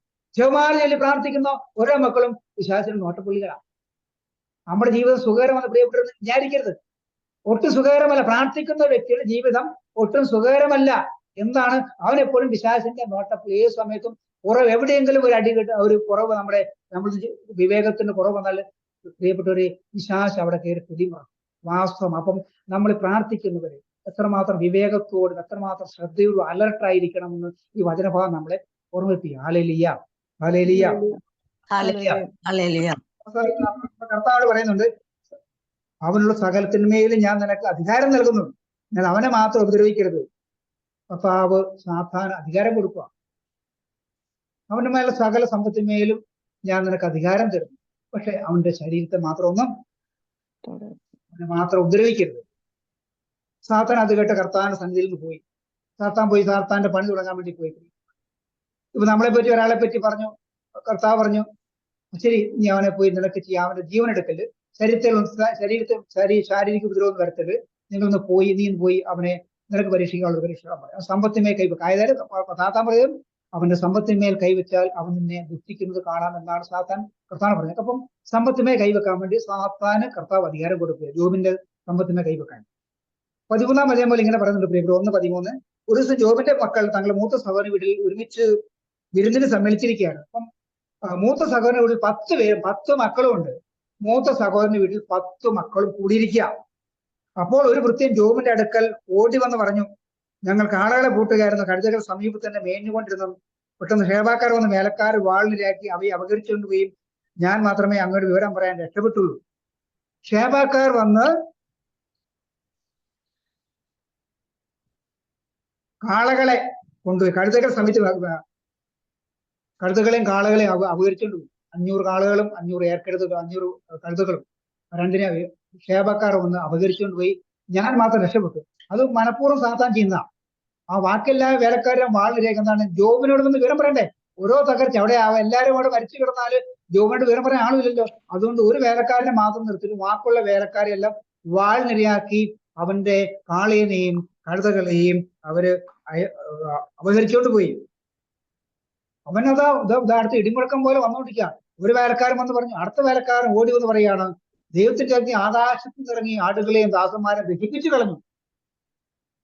ഈ വിവരം പറയാൻ അങ്ങോട്ട് ഞാൻ മാത്രം ആവശ്യം. ആകാശത്ത് നിന്ന് അഗ്നി ഇറങ്ങി ആടുകളെയും ദാസന്മാരെയും, എണ്ണമറ്റ ദാസന്മാർ, ഞാൻ പറയുമ്പോൾ എണ്ണമറ്റ ദാസന്മാർ, അടുത്ത എണ്ണമറ്റ ദാസന്മാരെയും ആടുകളെയും 3000 ആടുകളെയും എണ്ണമറ്റ ദാസന്മാരെയും ദഹിപ്പിച്ചു കളഞ്ഞു. അപ്പൊ അത് അതിനകത്തുള്ളൂ. ദൈവത്തിന്റെ അഗ്നി ആകാശത്ത് നിറങ്ങി, ദൈവത്തിന്റെ അഗ്നി ആകാശത്ത് നിറങ്ങിയാന്ന് വേലക്കാരൻ പറയുന്നത്. ദൈവത്തിന്റെ അഗ്നി എന്നുള്ള പറയാൻ പ്രിയപ്പെട്ടവരെ ഇതേപ്പറ്റി മനസ്സിലാകുന്നുണ്ടെങ്കിൽ നമ്മളത് ആ വചനഭാഗം എന്താണെന്ന് മനസ്സിലാക്കേണ്ടത്. 1 രാജാക്കന്മാരുടെ പുസ്തകം 18-ാം അധ്യായം 20 മുതൽ 39 വരെയുള്ള വചനങ്ങൾ വായിക്കുമ്പോൾ എന്താണ് ദൈവത്തിന്റെ അഗ്നി എന്ന വേലക്കാരൻ പറയാൻ കാരണം എന്നുള്ള കാര്യം നമുക്ക് മനസ്സിലാക്കുക. 1 രാജാക്കന്മാര് 18-ാം അധ്യായം 20 മുതൽ 39 വചനങ്ങൾ വായിക്കുമ്പോഴത്തേക്ക് ദൈവത്തിന്റെ അഗ്നിയെ ബലിപീഠം നിർമ്മിച്ചതും കേടുപാട് നീക്കിയെല്ലാം അഗ്നി ഇറക്കിയതെല്ലാം അതിലാണ്. അത് നമുക്ക് മനസ്സിലാക്കാം, അത് വായിക്കുമ്പോൾ നമുക്ക് മനസ്സിലാക്കാൻ സാധിക്കും എന്തുകൊണ്ട് വേലക്കാരൻ ദൈവത്തിന്റെ അഗ്നി എന്ന് ഇറങ്ങി. ഇവിടെ ദൈവത്തിന്റെ അഗ്നിയല്ല ഇറങ്ങിയത്, പിശാചിനെയാണ് ദഹിപ്പിച്ച് കളഞ്ഞത്. അടുത്ത 3ാമത് അവൻ പറഞ്ഞിരുന്ന മേയറോനും വന്ന് അറിയിച്ചു, കൽദയർ 3 കൂട്ടരെന്ന് വേലക്കാരെ ആക്രമിച്ചു വന്നിട്ട് ഒട്ടകങ്ങളെ പിടിച്ചുകൊണ്ടുപോയി. ഇതിലേക്ക് ഞാൻ മാത്രമല്ല, 7000 ആടുകളും 3000 ഒട്ടകങ്ങളും പോയി. അപ്പം ആള് പോയി, കഴുത പോയി, ആടുകൾ പോയി, ഒട്ടകം സകല 7000 ആടുകളും 3000 ഒട്ടകം 500 രൂപയുടെ കഴുതകളും 500 ഏർക്കെടുത്ത് കാളകളും കഴുതകളും എല്ലാം നഷ്ടപ്പെട്ടു. എല്ലാവരും അവർ വേലക്കാരെ ആക്രമിച്ച് കൊന്നിട്ട് ഒട്ടകങ്ങൾ പിടിച്ചുകൊണ്ട് ഇതുവരെ ഓരോരുത്തരും ഓരോ സംഭവത്തിനും ഓരോ സ്ഥലത്തുനിന്നും ഓരോ വ്യക്തിനെ മാത്രം നിർത്തിയിട്ട് ബാക്കിയെല്ലാവരും നശിപ്പിച്ചു. ഓരോ വ്യക്തി എന്തിനാ നിർത്തി പറഞ്ഞു, ജോബിനോട് പോയി വിവരം പറയാൻ ഓരോ വ്യക്തിനെ മാത്രം പിശാചവിടെ അവശേഷിപ്പിച്ചു. ആർത്തവം വരുവാണ്, അവിടെ അടുത്തയാൾ വരികയാണ്. അവൻ പറഞ്ഞു പിടിക്കുമ്പോൾ വേറൊരു കടന്നെന്ന് പറഞ്ഞു, നിന്റെ പുത്രന്മാരും തങ്ങളുടെ ജ്യേഷ്ഠ സഹോദരൻ വീട്ടിൽ സൽക്കാരത്തിൽ മുഴുകിയിരിക്കുകയായിരുന്നു. പെട്ടെന്ന് മരുഭൂമിയിൽ നിന്ന് വീശ കൊടുങ്കാറ്റ് വീണ്ടും 4 മൂലകളിൽ അടിച്ചു. അത് തകർന്നുകൊണ്ട് അവർ മരിച്ചു. ഈ വാർത്ത അറിയിക്കാൻ ഞാൻ മാത്രം വിശ്വസിച്ചു. മൂത്ത സഹോദരന്റെ വീട്ടിൽ 10 മക്കളും കൂടിക്കൊണ്ടിരിക്കുകയായിരുന്നു. പെട്ടെന്ന് കാറ്റടി മരുഭൂമിയിൽ നിന്ന് വീശി കൊടുങ്കാറ്റ് വീണ് 4 മൂലയ്ക്കും അടിച്ചു. അത് വീട് തകർന്നു വീണ് 10 മക്കൾ മരിച്ചു. പ്രിയപ്പെട്ടവരെ, ജോബിന്റെ മക്കളാണ് സമ്പത്തും ഭൗതികമാണ് സമ്പത്തും എല്ലാം ഒരു നിമിഷം കൊണ്ട് അല്ലെങ്കിൽ 1 മണിക്കൂറിനുള്ളിൽ ഇതെല്ലാം നഷ്ടപ്പെടുന്ന ഒരവസ്ഥ. പിശാചിന് ദൈവം അധികാരം കൊടുത്ത് ജോബിന്റെ സമ്പത്തിന്മേൽ കൈവെക്കാൻ. ജോബിന്റെ സമ്പത്തുകളെല്ലാം നഷ്ടപ്പെടുന്ന രംഗമാണ് നമ്മൾ നമ്മളിവിടെ കാണുന്നത്. സമ്പത്ത് മൊത്തം നഷ്ടപ്പെട്ടു പോയി. പ്രിയപ്പെട്ടവരെ, ഒരു വ്യക്തിയുടെ ഏറ്റവും വലിയ തകർച്ച. ജോബ് എന്താണ് അവിടെ ചെയ്യുന്നത്? ജോബ് എഴുന്നേറ്റ് അങ്കി വലിച്ചീരുമെന്ന് എളിമയുടെ പ്രതീക. ചിരുത്ത് മുണ്ടനം ചെയ്തു, അങ്കി വലിച്ചീര് ചിരുത്ത് മുണ്ടനം ചെയ്തു, മുട്ടയടിച്ചു, തന്നെ തന്നെ എളിമപ്പെടുത്തുക. സൗന്ദര്യമാണ് മുടി പഠിക്കാൻ പറയാൻ തന്നെ ദൈവത്തിന്റെ എളിമപ്പെടുത്തുക. ദൈവത്തിന് സാക്ഷായം കൊണ്ട് പ്രണമിച്ചുകൊണ്ട് പറഞ്ഞു, അമ്മയുടെ ദുരിതത്തിൽ ഞാൻ നഗ്നായി വന്നു, നഗ്നായി തന്നെ ഞാൻ പിൻവാങ്ങും. കർത്താവ് തന്നു, കർത്താവ് എടുത്തു, കർത്താവിന്റെ നാമം മഹത്വപ്പെട്ടെ. ഇതുകൊണ്ടൊന്നും ജോബ് പാപം ചെയ്യുകയോ ദൈവത്തെ പഴിക്കുകയോ ചെയ്തില്ല. പ്രിയപ്പെട്ടവരെ, ഇങ്ങനെ പറയുവാൻ നമ്മൾ ആർക്ക് സാധിക്കും? നമ്മൾ പാടും പറയും എല്ലാം ദൈവത്തിന് ദാനം, എല്ലാം നിൻ ദാനമല്ലേ, എല്ലാം നല്ല കൃപയല്ല നമ്മൾ പറയും. പ്രിയപ്പെട്ടവരെ, ജോബ് അവിടെ അങ്കി വലിച്ചു കീറി, മുണ്ട് വലിച്ചു കീറി, തല മൊട്ടയടിച്ച് പറഞ്ഞു, അമ്മയുടെ ഉദരത്തിൽ നീ നഗ്നായി വന്നു, ഉടുതുണിയില്ലാതെ ഒന്നുമില്ലാതെ പിന്നെ അമ്മയുടെ ഉദരത്തിൽ നീ നഗ്നായി വന്നു, നഗ്നായി തന്നെ പിൻവാങ്ങും. തിരിച്ചു പോകുമ്പോൾ നമ്മളൊന്നും കൊണ്ടുപോകുന്നില്ല. ഒരു തുണി കിട്ടും, ഒരു ഷർട്ടും മുണ്ടും കിട്ടും. ഒന്നും കൊണ്ടാൻ സാധിക്കുന്നില്ല. കർത്താവ് എടുത്തു. കർത്താവിനെ നമ്മൾ ആ വീഴ്ചയിൽ പോലും, ആ തകർച്ചയിൽ പോലും മൊത്തം സമ്പത്തുകളെല്ലാം മക്കൾ ഉൾപ്പെടെയുള്ള സകല സമ്പത്തുകൾ നഷ്ടപ്പെട്ടിട്ടും കർത്താവ് പറഞ്ഞ ഞാൻ കർത്താവ് തന്നു, കർത്താവ് എടുത്തു, കർത്താവിനെ നാമം മാറ്റപ്പെട്ടു. പ്രിയപ്പെട്ടവരെ, ഈ ആറ്റിറ്റ്യൂഡ് നമുക്കുണ്ടെങ്കിൽ, ഈ മനോഭാവം നമ്മളെ വളർത്തിയെടുക്കാൻ ശ്രമിക്കണം. എല്ലാം ഒന്നും എന്റേതല്ല, ഒന്നും എനിക്കുള്ളതല്ല, എല്ലാം എന്റെ കർത്താവിന്റെ ദാനമാണെന്നുള്ള പാട്ടുപാടാൻ പ്രസംഗിക്കുകയും ചെയ്യുന്ന പകരമായിട്ട് പ്രിയപ്പെട്ടവരെ, ജീവിതത്തിൽ പ്രയാസങ്ങൾ വരുമ്പോൾ, ബുദ്ധിമുട്ടുകളും തകർച്ചകൾ വരുമ്പോൾ പ്രിയപ്പെട്ടവരെ, നമുക്ക് ഇങ്ങനെ പറയാൻ സാധിക്കുമോ? നമ്മൾ ചിന്തിക്കേണ്ട കാര്യം. നമ്മുടെ ഹൃദയത്തോട് ആത്മാനം ചോദിക്കുന്ന കാര്യം പ്രിയപ്പെട്ടവരെ, നമുക്ക് ചെറിയൊരു അസ്വസ്ഥത വന്നാൽ പോലും, ചെറിയ പ്രശ്നം വന്നാൽ പോലും നമ്മൾ എത്രമാത്രം ആഹ്ലാദപ്പെടുന്നുണ്ട്. ഒരു നഷ്ടം വന്നാൽ നമ്മൾ എത്രമാത്രം ബുദ്ധിമുട്ടുന്നുണ്ട്. നമുക്ക് എത്ര പേർക്ക് ദൈവം തന്നാണെന്നുള്ള ബോധ്യം അപ്പൊ വരാറുണ്ട്. കർത്താവ് നീ തന്നു, നീയാണ് എടുത്തു, പോട്ടെ. മകൻ നഷ്ടപ്പെട്ടു, ജീവിതം കർത്താവ് നീ എനിക്ക് തന്നു, ഞാൻ ഉള്ളിടത്തുകാലം ഞങ്ങൾ നല്ല വിശുദ്ധ ജീവിതം കർത്താവ് നീ വിളിച്ചു, നീ വിളിക്കുമ്പോൾ വിളിക്കപ്പെട്ട ഞങ്ങൾ എല്ലാവരും കർത്താവെ നീ വിളിച്ച് അവൻ സ്വർഗീയ മാസത്തിലേക്ക് നീ ഇടം കൊടുക്കണമേ. അവൻ ജീവിതകാലത്തിൽ തെറ്റുള്ള കുറ്റങ്ങൾ ചെയ്തിട്ടുള്ള കർത്താവെ നീ ക്ഷമിക്കണമേ. അവനൊരിക്കലും കർത്താവെ നീ നരകത്തിലേക്ക് തള്ളിവിടരുത് നമുക്ക് പ്രാർത്ഥിക്കണം. ആ ഒരു കൃപ നമുക്ക് ലഭിക്കണം. ആ കൃപ ഉണ്ടാകണേ പ്രിയപ്പെട്ടവരെ, സഹനങ്ങൾ സ്വീകരിക്കാനുള്ള വലിയ മനസ്സ്. 2-ാം അധ്യായം അതിന്റെ 1 മുതൽ വചനം പിന്നെ ഇങ്ങനെ പറയുന്നു. ദേവദൂതന്മാർ വീണ്ടും ഒരു ദിവസം കർസനയിൽ വന്നു. സാത്താനും അവരുടെ പൂർത്തി. കർത്താവ് സാത്താൻ ചോദിച്ചു, നീ എവിടെ നിന്ന് വരുന്നു? ഞാൻ ഭൂമിയിലാകത്തിട്ട് സഞ്ചരിച്ചിട്ട് വരികയാണ്. അവൻ പറഞ്ഞു. എന്നാൽ കർത്താവിനോട് ചോദിച്ചു, നീ എന്റെ ദാസനായ ജോബിനെ ചോദിച്ചോ? വീണ്ടും കർത്താവ് പറയണം, അവനെ പോലെ നിഷ്കളങ്കീക്ഷണം തിന്മയിലും ജീവിക്കുന്നതുമായി മറ്റാരും ഭൂമത്തുണ്ടോ? അകാരണമായി അവനെ നശിപ്പിക്കാൻ നീ എന്നെ സമ്മതിപ്പിച്ചെങ്കിലും അവന്റെ വിശ്വസ്തത അചഞ്ചലമായി നിലനിൽക്കുന്നു. സാത്താൻ പറഞ്ഞു, ചർമ്മത്തിന്റെ പകരം ചർമ്മം, ജീവന് വേണ്ടി തനിക്കുള്ളതെല്ലാം മനുഷ്യോപേക്ഷിക്കും. അങ്ങവന്റെ അസ്ഥിയിലും മാംസത്തിലും കൈവെക്കും, അപ്പോൾ അവനെ ദുഷിക്കും. ഇതാ അവനെ നിനക്ക് വിട്ടിരുന്നു, അവന്റെ ജീവൻ മാത്രം കൈവെക്കരുത്. കർത്താവ് സാത്താൻ പറഞ്ഞു. 2-ാമത്തെ കാര്യം പ്രിയപ്പെട്ടവരെ, കർത്താവിനെ ദൈവത്തിനെ നമ്മളിൽ നിർത്തുന്ന 2-ാമത്തെ കാര്യമാണ് രോഗം. ഒന്ന് സമ്പത്ത്, 2-ാമത് രോഗം. പ്രിയപ്പെട്ടത് കർത്താവ് പറഞ്ഞു, പിശാച് പറയാണ്, കർത്താവ് ചോദിക്കുന്നു, നീ അവനെ കണ്ടോ? നീ അകാരണമായി അവനെ പരീക്ഷിക്കുന്ന നീ എന്നോട് പറഞ്ഞെങ്കിലും ഞാൻ നിനക്ക് തന്നെങ്കിലും അവനെ നിനക്ക് തോൽപ്പിക്കാൻ സാധിച്ചില്ല. അവനിപ്പോഴും സത്യത്തിൽ നിഷ്കള നീതിമാനമായിട്ട് ജീവിക്കുക. എന്റെ പ്രിയപ്പെട്ടവനവൻ. അതാ പറയാം, ചർമ്മത്തിന്റെ പകരം ചർമ്മം. അവന്റെ ചർമ്മത്തെ തൊടാൻ, അവന്റെ ശരീരത്തെ തൊടാൻ ജീവന് വേണ്ടി മനുഷ്യൻ തനിക്കുള്ളതല്ല ഉപേക്ഷിക്കും.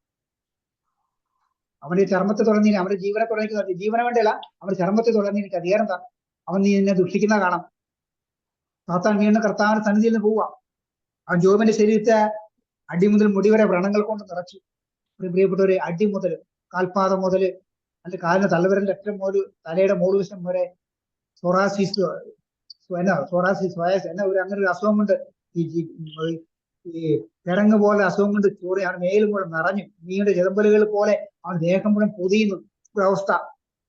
അവൻ ചാരത്തിലിരുന്നു ഓട്ടുകഷ്ണം കൊണ്ട് അവൻ ആ മുറിവുകളൊക്കെ അതൊക്കെ ചിരമ്പി സുഖം കണ്ടപ്പോൾ നമുക്ക് നമ്മുടെ കയ്യിലൊരു പ്ലാസ്റ്ററൊക്കെ പണ്ടിടുമ്പോൾ നമുക്കറിയാം പ്രിയപ്പെട്ട പ്ലാസ്റ്റർ ഇടുമ്പോൾ കുറച്ച് 2-3 ദിവസം ചൊറിച്ചിൽ വരും. അപ്പൊ നമ്മൾ ഈർക്കിലേക്ക് എന്റെ ഇടവെളി കെട്ടി കുത്തി ചൊറിച്ചിൽ കളയും, അല്ലെ? തൊലിയൊക്കെ പോകും. എന്നാലും അല്ലാണ്ട് പറ്റത്തില്ല എന്ന് പറഞ്ഞാല് ജോബിന്റെ അടിമുതൽ മുടിവരെ കിറങ്ങുകൊണ്ട് ചൊറി കൊണ്ട് നിറച്ച് അവനെപ്പോൾ ഒരു ഓട്ടുകഷ്ണം എടുത്ത് ചൊറിയുമ്പോൾ അവന് ആശ്വാസം കിട്ടി. പ്രിയപ്പെട്ട ആ വ്യക്തിയുടെ അവസ്ഥ മനസ്സിലായി. നമുക്കും എന്തെങ്കിലും രോഗങ്ങൾ വരുമ്പോൾ പ്രിയപ്പെട്ടവരെ, നമ്മൾ എത്രമാത്രം ദൈവമേ നീ എനിക്ക് തന്ന സഹനം, രോഗം എനിക്ക് ഒന്ന് എന്റെ ദൈവമേ, എന്റെ കർത്താവേ നിനക്ക് നന്ദിയോടെ ഞാൻ സ്തുതിക്കുന്നു പറഞ്ഞുകൊണ്ട് പ്രാർത്ഥിക്കാറുണ്ടോ? എത്ര മക്കൾ പ്രാർത്ഥിക്കാറുണ്ട്? നന്ദി പറയാറുണ്ട് രോഗം തന്നേരും.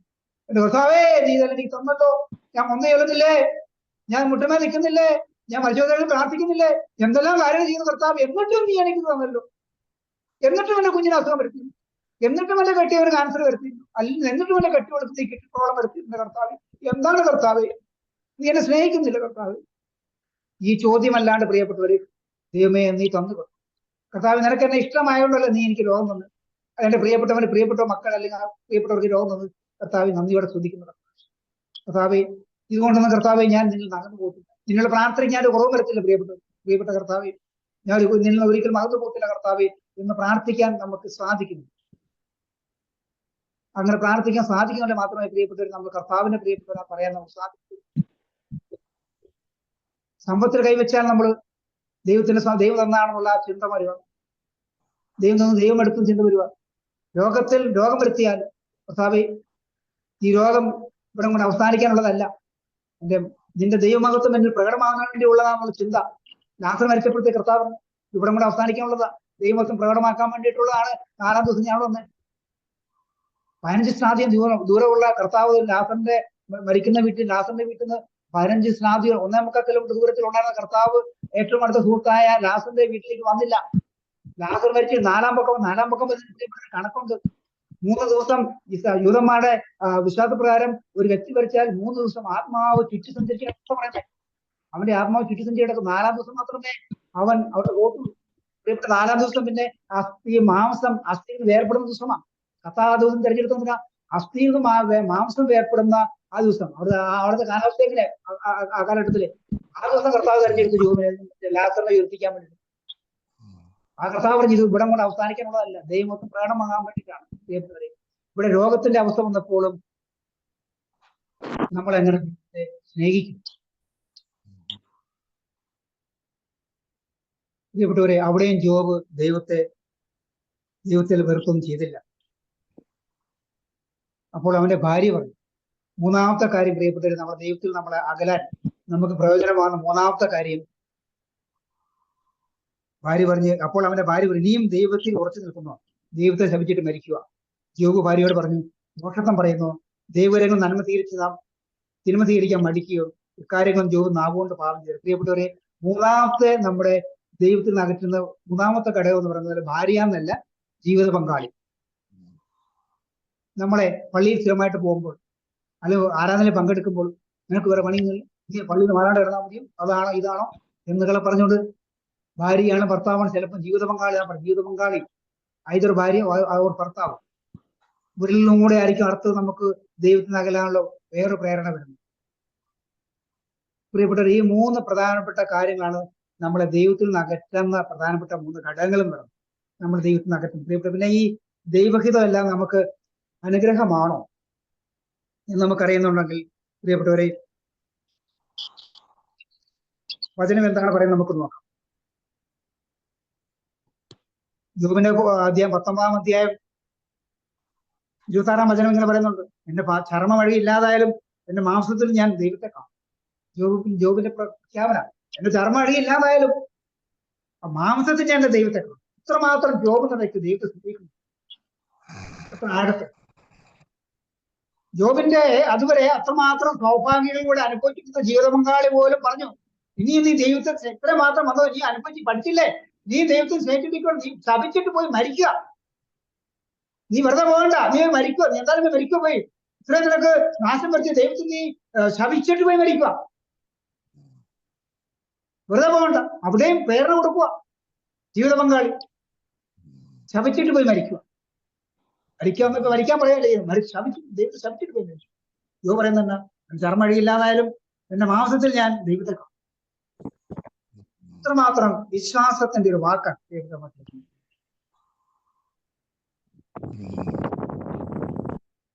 നമുക്കറിയാം പ്രിയപ്പെട്ട പ്രഭാഷണ പുസ്തകം 2-ാം അധ്യായം അതിന്റെ 4-5 വചനം ഇങ്ങനെ പറയുന്നുണ്ട്, വരുന്ന ദുരിതങ്ങളെല്ലാം സ്വീകരിക്കുക, ഞെരുക്കുന്ന ദൗർഭാഗ്യങ്ങളിൽ ശാന്തത കൈവിടരുത്. എന്നാൽ സ്വർണം അഗ്നിയിൽ ശുദ്ധി ചെയ്യപ്പെടുന്നു, സങ്കടത്തിന്റെ കർത്താവിന് സ്വീകാര്യമായി. കർത്താവിൽ ആശ്രയിക്കുക, അവിടെ നിന്നെ സഹായിക്കും. നേരെ മാർഗം ചരിക്കുക, കർത്താവിൽ പ്രത്യാശ അർപ്പിക്കുക. വരുന്ന ദുരിതങ്ങളെല്ലാം സ്വീകരിക്കുക. കർത്താവ് പറയാണ്, വചനം പറയണം, വരുന്ന ദുരിതങ്ങളെല്ലാം സ്വീകരിക്കുക, ഞെരുക്കുന്ന ദൗർഭാഗ്യങ്ങളിൽ ശാന്തത. എന്ത് പ്രശ്നം വന്നാലും എന്ത് തകർച്ച വന്നാലും പ്രിയപ്പെട്ടവർ, എത്രമാത്രം ആരൊക്കെ പ്രൊവോക്ക് ചെയ്താലും നമ്മൾ ഒരിക്കലും ശാന്തത വെടിയരുത്. എന്നാൽ അടുത്ത വചനം പറയുന്നു, പ്രവാചകൻ 2:4-5 പറയുന്നത്, എന്നാൽ സ്വർണ്ണം അഗ്നി ശുദ്ധി ചെയ്യുന്നു. സ്വർണ്ണം അഗ്നി എന്താണ് പ്രിയപ്പെട്ടവർ? വചനത്തിൽ നമ്മളെ വിശുദ്ധ ബൈബിൾ വായിക്കാൻ പലപ്പോഴും കാണാൻ പറ്റും. സ്വർണം ശുദ്ധി ചെയ്യുന്ന കാര്യം വലിയൊരു പ്രക്രിയയാണ്. ഭൂമി കുഴിച്ചെടുക്കുന്ന ഒരു വസ്തു, ലോഹം, നമ്മുടെയൊക്കെ കഴുത്തിൽ കിടക്കുന്ന മഞ്ഞ ലോഹം, തിളങ്ങുന്ന വില പിടിച്ച വസ്തുമായ ഒരു വസ്തുവായി മാറുന്നുണ്ടെങ്കിൽ പ്രിയപ്പെട്ട, ഒത്തിരി രാസപ്രക്രിയകൾ, ഒത്തിരി വേദന ലഭിക്കുന്ന പ്രക്രിയകൾ കടന്നു പോയിട്ടാണ് ഈ മഞ്ഞ ലോഹത്തിൽ വില പിടിച്ച ലോഹം നമ്മുടെ കഴുത്തിൽ കിടക്കുന്നത്, കാലയിൽ കയ്യനെ കിടക്കുന്ന പ്രിയപ്പെട്ടവരെ. അതുപോലെ പറയാം, അപ്പൊ സ്വർണം അഗ്നി ശുദ്ധി ചെയ്യുന്നു, സഹനത്തിന്റെ തീച്ചൂളയിൽ, വെറും ചൂളയല്ല, സഹനത്തിന്റെ ചൂളയിൽ കർത്താവിന് സ്വീകാര്യരായ മനുഷ്യരും. അപ്പം അത് പ്രിയപ്പെട്ട ഒരു വാക്കൂടെ പറയാം. അപ്പം നമ്മള്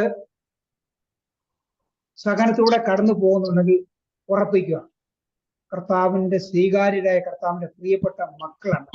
ഹല്ലേലൂയ, ഹല്ലേലൂയ, ഹല്ലേലൂയ. കർത്താവിന്റെ പ്രിയപ്പെട്ട മക്കൾ ഓരോരുത്തരും അത് ഉറപ്പിക്കുക. എനിക്ക് സഹനം കിട്ടിയോ? കർത്താവിനെ ശപിക്കുന്നല്ല, കർത്താവ് കോപമല്ല. രീതിയിൽ ജീവിക്കുന്നത്, അതായത് നമ്മൾ പാപത്തിൽ ജീവിച്ചിട്ട് അപകാരത്തിൽ ജീവിച്ചിട്ട് തകർച്ച വന്നാൽ ദൈവത്തിനെ പറഞ്ഞിട്ട് കാര്യമില്ല. നമ്മൾ നീതിമാൻ നിഷ്കളങ്ക സത്യസന്ധമായ ദൈവഹിതം അനുസരിച്ച് ദൈവത്തിന്റെ കൽപ്പന അനുസരിച്ച് ദൈവത്തിന്റെ വിശ്വസിക്കുന്ന പ്രാർത്ഥന ജീവിക്കുന്ന വ്യക്തിക്ക് സഹനം വന്നാൽ പ്രിയപ്പെട്ടവരെ, കർത്താവിന് പ്രിയപ്പെട്ട മക്കളെ കർത്താവ് നമ്മളെ എണ്ണുന്നുണ്ട്. ആരും വിഷമിക്കേണ്ട ആവശ്യമില്ല പ്രിയപ്പെട്ടവർ. 1 പത്രോസിന്റെ 1-ാം അധ്യായം 6-ാം വചനം ഇങ്ങനെ പറയുന്നു, അല്പകാലത്തേക്ക് വിവിധ പരീക്ഷകൾ നിമിത്തം നിങ്ങൾക്ക് വ്യസനിക്കേണ്ടി വന്നാലും അതിൽ ആനന്ദിക്കൂ. കാരണം പരിശോധനയെ അതിജീവിക്കുന്ന നശ്വരമായ സ്വർണ്ണത്തെക്കാൾ വിലയേറിയതായിരിക്കും പരീക്ഷകൾ അതിജീവിക്കുന്ന നിങ്ങളുടെ വിശ്വാസം. ആ പരീക്ഷകളെ അതിജീവിക്കുന്ന നമ്മൾ പരീക്ഷകൾ വന്നാൽ, എന്റെ ജീവിതത്തിൽ പരീക്ഷകൾ വന്നാൽ എന്റെ കർത്താവ് അറിയാണ്ട് എന്റെ ജീവിതത്തിൽ ഒന്നും സംഭവിക്കുന്നുള്ള ഉറച്ച വിശ്വാസം നമ്മുടെ ജീവിതത്തിൽ വന്നാല് അഗ്നിശോധനയെ അതിജീവിക്കുന്ന സ്വർണത്തെക്കാൾ വിലയേറിയതായിരിക്കും നമ്മുടെ വിശ്വാസം. വചന പ്രിയപ്പെട്ടവരെ വന്നിരിക്കുന്നത് 2 പത്രോസ് വീണ്ടും 19 ഇങ്ങനെ പറഞ്ഞു. 1 പത്രോസ് 2-ാം അധ്യായം 10-ാം വചനം ഇങ്ങനെ പറയുന്നു, അന്യായമായി പീഡിക്കപ്പെടുമ്പോൾ ദൈവചിന്തയോടെ വേദനകൾ ശ്രമാവും സഹിച്ചാൽ അത് അനുഗ്രഹമാ കാരണമാകും. അന്യായമായി അതായത് പ്രിയപ്പെട്ടവരെ, നമ്മള് അന്യായമായി പീഡിക്കുമ്പോൾ നമ്മള് പാപം ചെയ്യാണ്ട് തിന്മയിൽ നിന്ന് തിന്മയെപ്പെട്ട് ജീവിക്കാതെ നമ്മൾ സത്യസന്ധമായി ജീവിക്കുമ്പോൾ, നിർമ്മലനായി ജീവിക്കുമ്പോൾ, നീതിഷ്ഠയായി ജീവിക്കുമ്പോൾ കർത്താവെ നമ്മൾ പീഡിക്കപ്പെട്ടാൽ മനസ്സിലാക്കുക, അത് സഹനപൂർവ്വം സഹിച്ചാൽ അത് അനുഗ്രഹ കാരണമാവും. ഹല്ലേലൂയ, ഹല്ലേലൂയ, ഹല്ലേലൂയ, ഹല്ലേലൂയ, ഹല്ലേലൂയ. നമുക്ക് അതുപോലെ തന്നെ യാക്കോബിലെ എഴുതിയ 1-ാം അധ്യായം 1-ാം ലേഖനം 2-ാം വചനം ഇങ്ങനെ പറയുന്നത്, എന്റെ സഹോദരരെ, വിവിധ പരീക്ഷകൾ അകപ്പെടുമ്പോൾ നിങ്ങൾ സന്തോഷിക്കുവിൻ. എന്നാൽ വിശ്വാസം പരീക്ഷിക്കും നിങ്ങൾക്ക് അത് സ്ഥിരത ലഭിക്കുമെന്ന് അറിയാമല്ലോ. ഈ സ്ഥിരത പൂർണ്ണഫലം പ്രകടിപ്പിക്കുകയും അങ്ങനെ നിങ്ങൾ പൂർണ്ണരും എല്ലാ രീതിയിലും ഒന്നിനും കുറവില്ലാത്തവരായിത്തീരുകയും ചെയ്യും. വിവിധ പരീക്ഷകൾ അകപ്പെടുമ്പോൾ നിങ്ങൾ സന്തോഷിക്കും. യാക്കോബിലെ 1-ാം അധ്യായം തന്നെ 12-ാം വചനം പറയുന്നുണ്ട്, പരീക്ഷകൾ ക്ഷമയോടെ സഹിക്കുന്ന ഭാഗ്യവാൻ. എന്നാൽ അവൻ പരീക്ഷകൾ അതിജീവിച്ചു കഴിയുമ്പോൾ തന്നെ സ്നേഹിക്കപ്പെട്ട ദൈവം വാഗ്ദാനം ചെയ്തിരിക്കുന്നു, ഈ ജീവന്റെ കിരീടം ലഭിക്കും. ഹല്ലേലൂയ, ഹല്ലേലൂയ, ഹല്ലേലൂയ, ഹല്ലേലൂയ. പരീക്ഷകൾ ക്ഷമയോടെ സഹിക്കുന്നവൻ ഭാഗ്യവാൻ. ഇവിടെ നമ്മൾ വചനത്തിൽ നമ്മളെല്ലാം വചനത്തിൽ നമുക്ക് ശക്തമായിട്ട് അങ്ങ് ഉറച്ചങ്ങ് വിശ്വസിക്കും. കർത്താവിന്റെ വചനം, പരീക്ഷകൾ ക്ഷമയോടെ സഹിക്കുന്ന ഭാഗ്യവാൻ. എന്നാൽ പരീക്ഷകൾ അതിജീവിച്ചു കഴിയുമ്പോൾ അവനെ സ്നേഹിതർക്കിട്ട് ദൈവം വാഗ്ദാനം ചെയ്തിട്ട് ജീവന്റെ കിരീടം അവൻ ലഭിക്കും. ഹല്ലേലൂയ, ഹല്ലേലൂയ, ഹല്ലേലൂയ, ഹല്ലേലൂയ, ഹല്ലേലൂയ, ഹല്ലേലൂയ, ഹല്ലേലൂയ, ഹല്ലേലൂയ. നമുക്ക് ആരാധനയിലേക്ക് പ്രവേശിക്കുന്ന സമയമായല്ലോ. നമുക്ക് അല്ലേ പ്രിയപ്പെട്ടവരെ, നമുക്ക് വചനത്തിന്റെ കാര്യം വചനം നമുക്ക് ഇവിടെ അവസാനിപ്പിക്കാം. ഇത് 2 മണിക്കൂർ എടുക്കുന്ന സെക്ഷനാണ്. നമ്മള് 3/4 മണിക്കൂറായി. നമുക്ക് ഇവിടെ കൊണ്ട് ആരാധനയ്ക്ക് പ്രവേശിക്കാം. 15 മിനിറ്റ് നമുക്ക് ആരാധന പ്രവേശിക്കാം. നമുക്ക് ഈ കേട്ട വചനങ്ങൾ എല്ലാവർക്കും അൺമ്യൂട്ടാക്കാം. നമ്മൾ കേട്ട വചനങ്ങളൊക്കെ നമ്മുടെ ഹൃദയത്തിൽ ദൈവത്തിന്റെ പ്രിയപ്പെട്ട മകളായി മാറാം. സഹനങ്ങൾ വരുമ്പോൾ, രോഗങ്ങൾ വരുമ്പോൾ, ജീവിത പങ്കാളിൽ നിന്ന് ദുരനുഭവങ്ങൾ വരുമ്പോഴെല്ലാം ഇതെല്ലാം പിശാചിന്റെ പ്രലോഭനങ്ങളാണ്, പ്രേരണകളാണെന്ന് മനസ്സിലാക്കിക്കൊണ്ട് പ്രിയപ്പെട്ടവരെ, നമ്മൾ ഒരിക്കലും തിന്മയിൽ നകന്നു പോകാൻ നമ്മളെ തന്നെ വിട്ടുകൊടുക്കാതെ കർത്താവിന്റെ പ്രിയപ്പെട്ട മകളായി വളരുവാൻ, ജീവിക്കുവാൻ, വലിയ കൃപ നിറയപ്പെടുവാൻ, കർത്താവ് നമ്മൾ നീതിമാനും നിഷ്കളങ്കം സത്യസന്ധമായി ജീവിക്കപ്പെടാൻ കർത്താവിന്റെ സന്നിധിയിൽ എപ്പോഴും കർത്താവ് നമ്മളെ പറ്റി നമ്മുടെ പേര് പറഞ്ഞുകൊണ്ട്, എന്റെ ദാസനായ ദോശാമനെ കണ്ടോ, എന്റെ ദാസനായ ജിസീനെ കണ്ടോ, എന്റെ ദാസനായ ജോൺസനെ കണ്ടോ, എന്റെ ദാസനായ തോമാച്ചനെ കണ്ടോ എന്ന് ചോദിക്കുവാൻ മാത്രം നമ്മുടെ ജീവിതം, നമ്മുടെ പ്രിയപ്പെട്ടവരെ നമ്മൾ ക്രമപ്പെടുത്തുമ്പോൾ നമുക്കത് എല്ലാം അനുഗ്രഹമായി മാറും. Hallelujah, hallelujah. ഒരു നിമിഷം നമുക്ക് ശ്രദ്ധിക്കാം, നമ്മൾ നിറയപ്പെടാൻ ശ്രദ്ധിക്കാം. ഹല്ലേലൂയ, ഹല്ലേലൂയ, ഹല്ലേലൂയ, ഹല്ലേലൂയ, ഹല്ലേലൂയ, ഹല്ലേലൂയ, ഹല്ലേലൂയ, ഹല്ലേലൂയ, ഹല്ലേലൂയ, ഹല്ലേലൂയ, ഹല്ലേലൂയ, ഹല്ലേലൂയ, ഹല്ലേലൂയ. യേശുവേ ആരാധന, ആരാധന, ആരാധന, ആരാധന. ഹല്ലേലൂയ, ഹല്ലേലൂയ, ഹല്ലേലൂയ, ഹല്ലേലൂയ, hallelujah,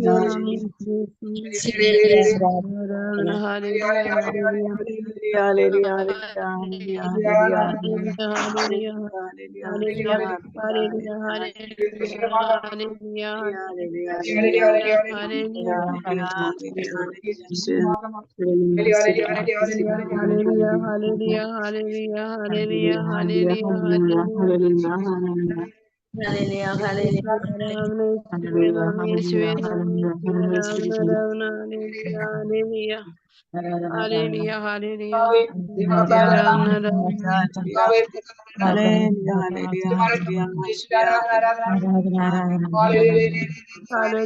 hallelujah, hallelujah, hallelujah. Hallelujah, hallelujah, നമ്മുടെ ജീവിതത്തിൽ നമ്മുടെ ജീവിതത്തിൽ ഭാഗമാകുവാൻ നമ്മൾ അറിയപ്പെടുവാൻ വിശുദ്ധമായി അഗ്നിയായി അറിയപ്പെടുവാൻ ധരിക്കപ്പെടുവാൻ ശക്തിപ്പെടുവാൻ പ്രിയപ്പെട്ട മക്കളെ മാറുവാൻ ഇത് സകല എന്തൊരു കർത്താവേ നിന്റെ പ്രിയപ്പെട്ട മക്കളെ ഞങ്ങൾ വളരുമ്പോൾ നിന്റെ പ്രിയപ്പെട്ട പ്രിയ മക്കളായി ഞങ്ങൾ വളരുമ്പോൾ കർത്താവേ ഇത് വരുന്ന ദുഃഖങ്ങളും സങ്കടം ഉത്തരങ്ങളെല്ലാം ഈശോയെ നിന്നെ പ്രതി ഏറ്റെടുത്തു ലോകത്തെയോട് സഹിക്കുവാൻ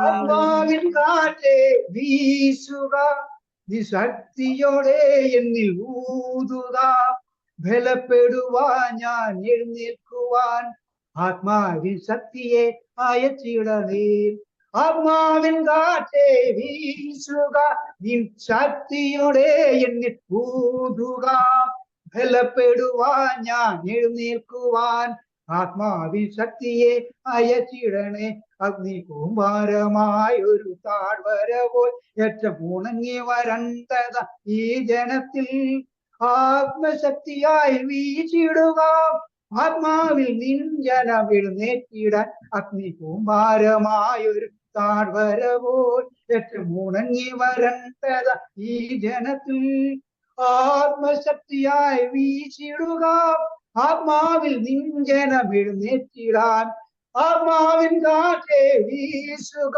നിൻ ശക്തിയോടെ എന്നിൽ വീഴുക ബലപ്പെടുവാൻ ഞാൻ എഴുന്നേൽക്കുവാൻ ആത്മാവിൻ ശക്തിയെ അയച്ചിടണേ ആത്മാവിൻ കാറ്റേ വീശുക നിൻ ശക്തിയോടെ എന്നിൽ ഊതുക ബലപ്പെടുവാൻ ഞാൻ എഴുന്നേൽക്കുവാൻ ആത്മാവിൻ ശക്തിയെ അയച്ചിടണേ സാത്താന്റെ നരകങ്ങളിൽ നുകർത്തിടുവാൻ ആത്മാവിൻ സ്വാതന്ത്ര്യം പ്രാപിക്കുവാൻ ആത്മാവിൻ ശക്തിയെ വെളിപ്പെടുത്താൻ ആത്മാവിൽ എന്നെന്നും ജീവിക്കുവാൻ സാത്താന്റെ മുഖങ്ങളെ തകർത്തിടുവാൻ ആത്മാവിൻ സ്വാതന്ത്ര്യം പ്രാപിക്കുവാൻ ആത്മാവിൻ ശക്തിയെ വെളിപ്പെടുത്താൻ ആത്മാവിൽ എന്നെന്നും ജീവിക്കുവാൻ ആത്മാവിൻ കാറ്റേ വീശുക ശക്തിയോടെ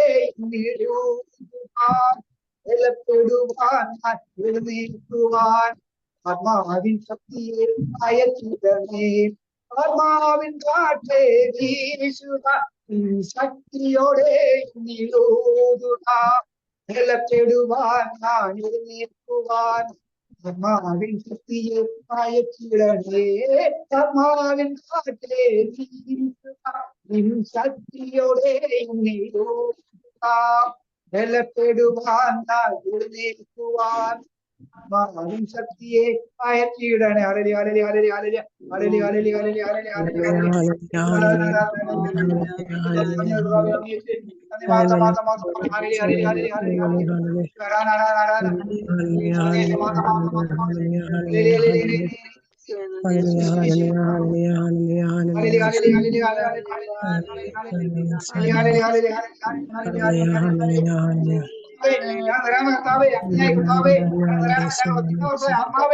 ആത്മാവേ ഞങ്ങൾ ആത്മാവിന്റെ കാറ്റ്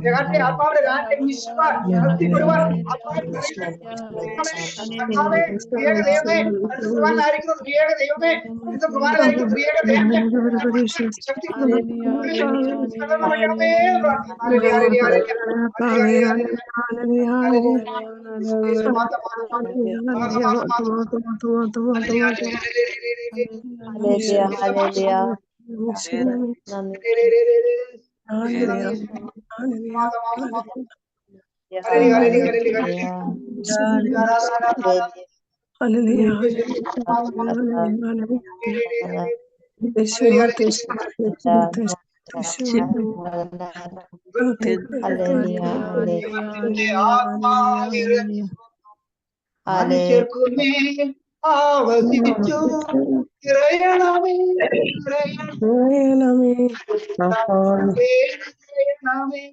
ദൈവത്തിന്റെ ആത്മാവിറങ്ങി വന്നു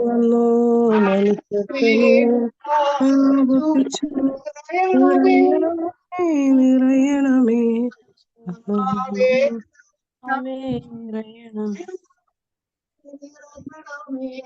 പരിശുദ്ധാത്മാവേ യേശയ്യ ജെറമിയ എസക്കിയേലും പ്രവചിച്ചതെല്ലാം പൂർത്തിയായി ജോയൽ പ്രവാചകൻ വഴി അരുളി ചെയ്തു പരിശുദ്ധാത്മാവിൽ നിറയും നിങ്ങൾ യേശയ്യ ജെറമിയ എസക്കിയേലും പ്രവചിച്ചതെല്ലാം പൂർത്തിയായി ജോയൽ പ്രവാചകൻ വഴി അരുളി ചെയ്തു പരിശുദ്ധാത്മാവിൽ നിറയും നിങ്ങൾ നിറയണമേ പരിശുദ്ധമാവേ നിറയണമേ നിറയണമേ പരിശുദ്ധമാവേ നിറയണമേ. ആവും രോഗവും അശുദ്ധിയെല്ലാം ദൈവത്തിന്റെ ആത്മാവെടുത്തു മാറ്റി നിരാശയും തകർച്ചയും പ്രബോധവും ചാബല്യവും അവിടുന്നു നീക്കിയല്ലോ.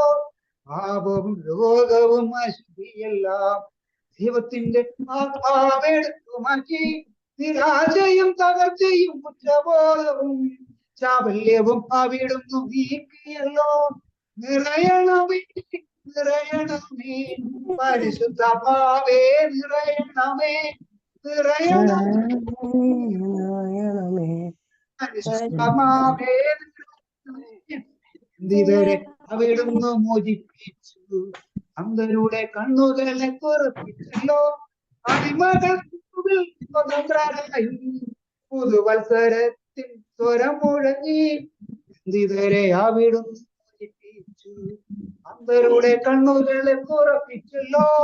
അടിമകൾ ക്രിസ്തുവിൽ സ്വതന്ത്രരായി പുതുവത്സരത്തിൽ സ്വരം മുഴങ്ങി നിറയണമേ നിറയണമേ പരിശുദ്ധമാവേ നിറയണമേ നിറയണമേ നിറയണമേ പരിശുദ്ധമാവേ നിറയണമേ.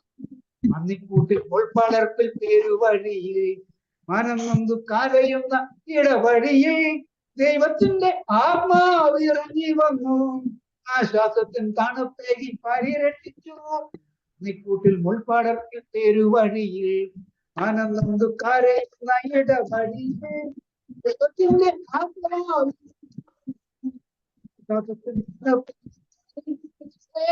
നിറയണമേ നിറയണമേ പരിശുദ്ധമാവേ നിറയണമേ നിറയണമേ നിറയണമേ പരിശുദ്ധമാവേ നിറയണമേ.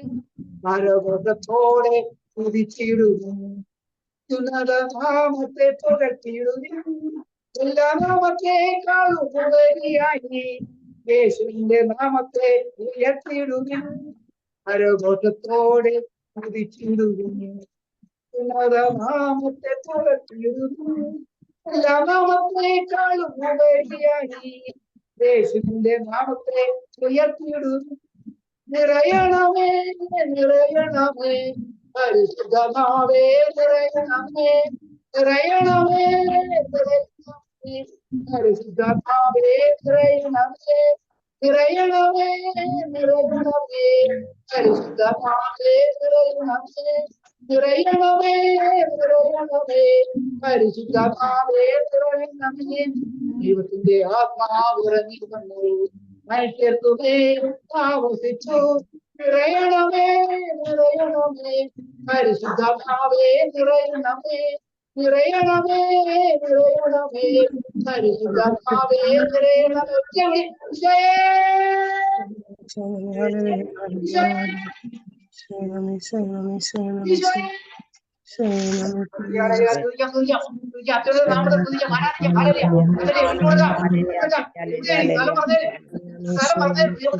എവിടെയായിരുന്നാലും അച്ഛന്റെ നാമത്തെ ആരാധിക്കാം. ഓ ദൈവമേ കർത്താവേ നിന്റെ കൃപയാൽ ഞങ്ങൾ നിറയ്ക്കണമേ കർത്താവേ. വചനങ്ങൾ കർത്താവേ ഞങ്ങളുടെ ഹൃദയത്തിൽ നിറയട്ടെ. അത് ജീവിക്കാൻ ഒരുക്കണമേ പ്രാർത്ഥിക്കണമേ. നഗരങ്ങൾ, സങ്കടങ്ങൾ, രോഗങ്ങൾ കർത്താവേ, കുടുംബാസൂത്രമില്ല ഒരിക്കൽ ഇത് നടന്നു പോകാൻ യാചിക്കുന്നു, പ്രാർത്ഥിക്കുന്നു. സ്ത്രീയേക ദൈവമേ അങ്ങ് തന്നെ ആശ്രയിക്കുന്നു. മക്കളെ കൈവിടത്തെ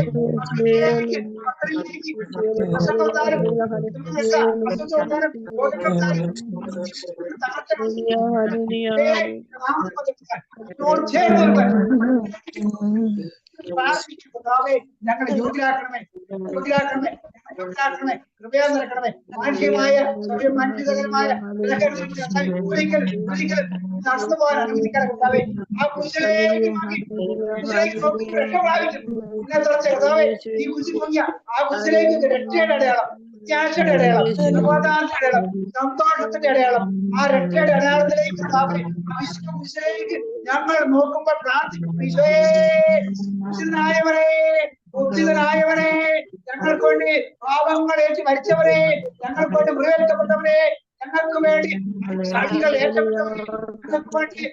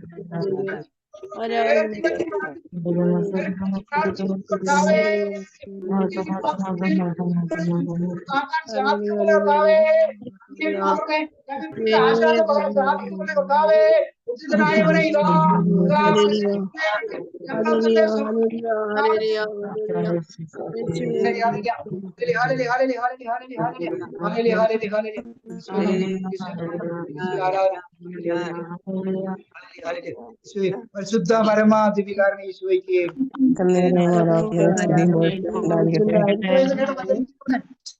അഭിഷേകത്താൽ ഞങ്ങൾ നിറച്ച് ഞങ്ങൾ ശക്തിപ്പെടുത്തുന്ന പരിശുദ്ധ പരമദിവികാരണ ഈശോയ്ക്ക്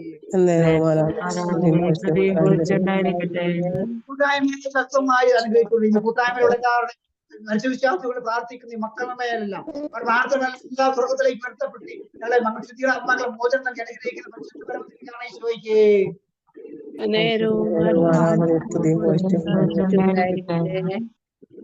ആമേൻ. ഹല്ലേലൂയ.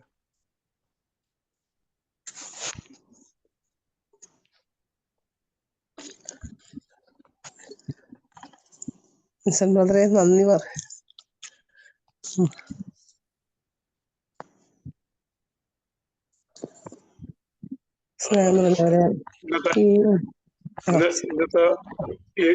ഇന്നത്തെ സ്തുതിപ്പും ആരാധനയും നയിച്ച നമ്മുടെ സജി കുര്യൻ ബ്രദറിന് ദൈവത്തിന്റെ എല്ലാവിധ അനുഗ്രഹങ്ങളും ആത്മീയ ജീവിതത്തില് മുന്നോട്ടുള്ള പ്രയാണത്തില് പരിശുദ്ധാത്മാവിനാൽ നിറയുവാൻ, പരിശുദ്ധാത്മാവിന്റെ ബോധ്യത്തോടു കൂടി പുതിയ പുതിയ സന്ദേശങ്ങൾ നൽകുവാൻ കഴിയട്ടെ എന്ന് പ്രാർത്ഥിക്കുന്നു. ഒപ്പം ബ്രദറിന്റെ കുടുംബ ജീവിതങ്ങളെ വിശദീകരിക്കുവാനും കുടുംബത്തില് വരാനിരിക്കുന്ന എല്ലാ അനുഗ്രഹങ്ങൾക്കും ദൈവത്തിന്റെ നിറവില് എപ്പോഴും ജോബിനെ പോലെ പ്രാർത്ഥന നിരതനായിരിക്കുന്ന സജി കുര്യൻ ബ്രദറിനെ കുടുംബത്തെയും അനുഗ്രഹിക്കട്ടെ എന്ന് പ്രാർത്ഥിക്കുന്നു. ഒപ്പം നമ്മുടെ ഈ കൂട്ടായ്മയിലെ ഇന്ന് പ്രാർത്ഥനയ്ക്ക് പങ്കെടുക്കാൻ കഴിഞ്ഞ എല്ലാവരെയും, പങ്കെടുക്കാൻ കഴിയാത്ത എല്ലാ കുടുംബം, നമ്മുടെ ആത്മരക്ഷാ പ്രാർത്ഥന കൂട്ടായ്മയിലെ ഓരോ കുടുംബാംഗങ്ങളെയും ദൈവം അനുഗ്രഹിക്കട്ടെ എന്ന് പ്രാർത്ഥിക്കുന്നു. നമ്മുടെ എല്ലാ നിയോഗങ്ങളെയും അവിടുത്തെ ദൈവം കാണുന്നു, നമ്മുടെ പ്രാർത്ഥനകള് അവിടെ നിന്ന് കേൾക്കുന്നു. ദൈവത്തിന്റെ ഹിതമനുസരിച്ച് ജീവിക്കുവാനാകും നമ്മളെല്ലാരെയും പരിശുദ്ധാത്മാവിനാൽ ഒരുക്കട്ടെ എന്ന് പ്രാർത്ഥിച്ചുകൊണ്ട് കർത്താവ് പഠിപ്പിച്ച പ്രാർത്ഥന സജി കുര്യൻ ബ്രദറിന് നന്ദി പറയുന്നു. ആത്മാരക്ഷാ പ്രാർത്ഥന കൂട്ടായ്മയുടെ പേരിലും നമ്മുടെ ഓരോരുത്തരുടെ പേരിലും നന്ദി പറയുന്നു. സ്വർഗസ്നായ ഞങ്ങളുടെ പിതാവേ, അങ്ങയുടെ നാമം പൂജിതമാകണമെന്ന് ഞങ്ങളുടെ മനസ്സ് സ്വർഗത്തിലെ പോലെ ഭൂമിയിലുമാകട്ടെ. ഞങ്ങളോട് തെറ്റുന്നവരോട് ഞങ്ങൾ പോലെ ഞങ്ങളുടെ പാപങ്ങൾ ക്ഷമിക്കണമേ. ഞങ്ങളെ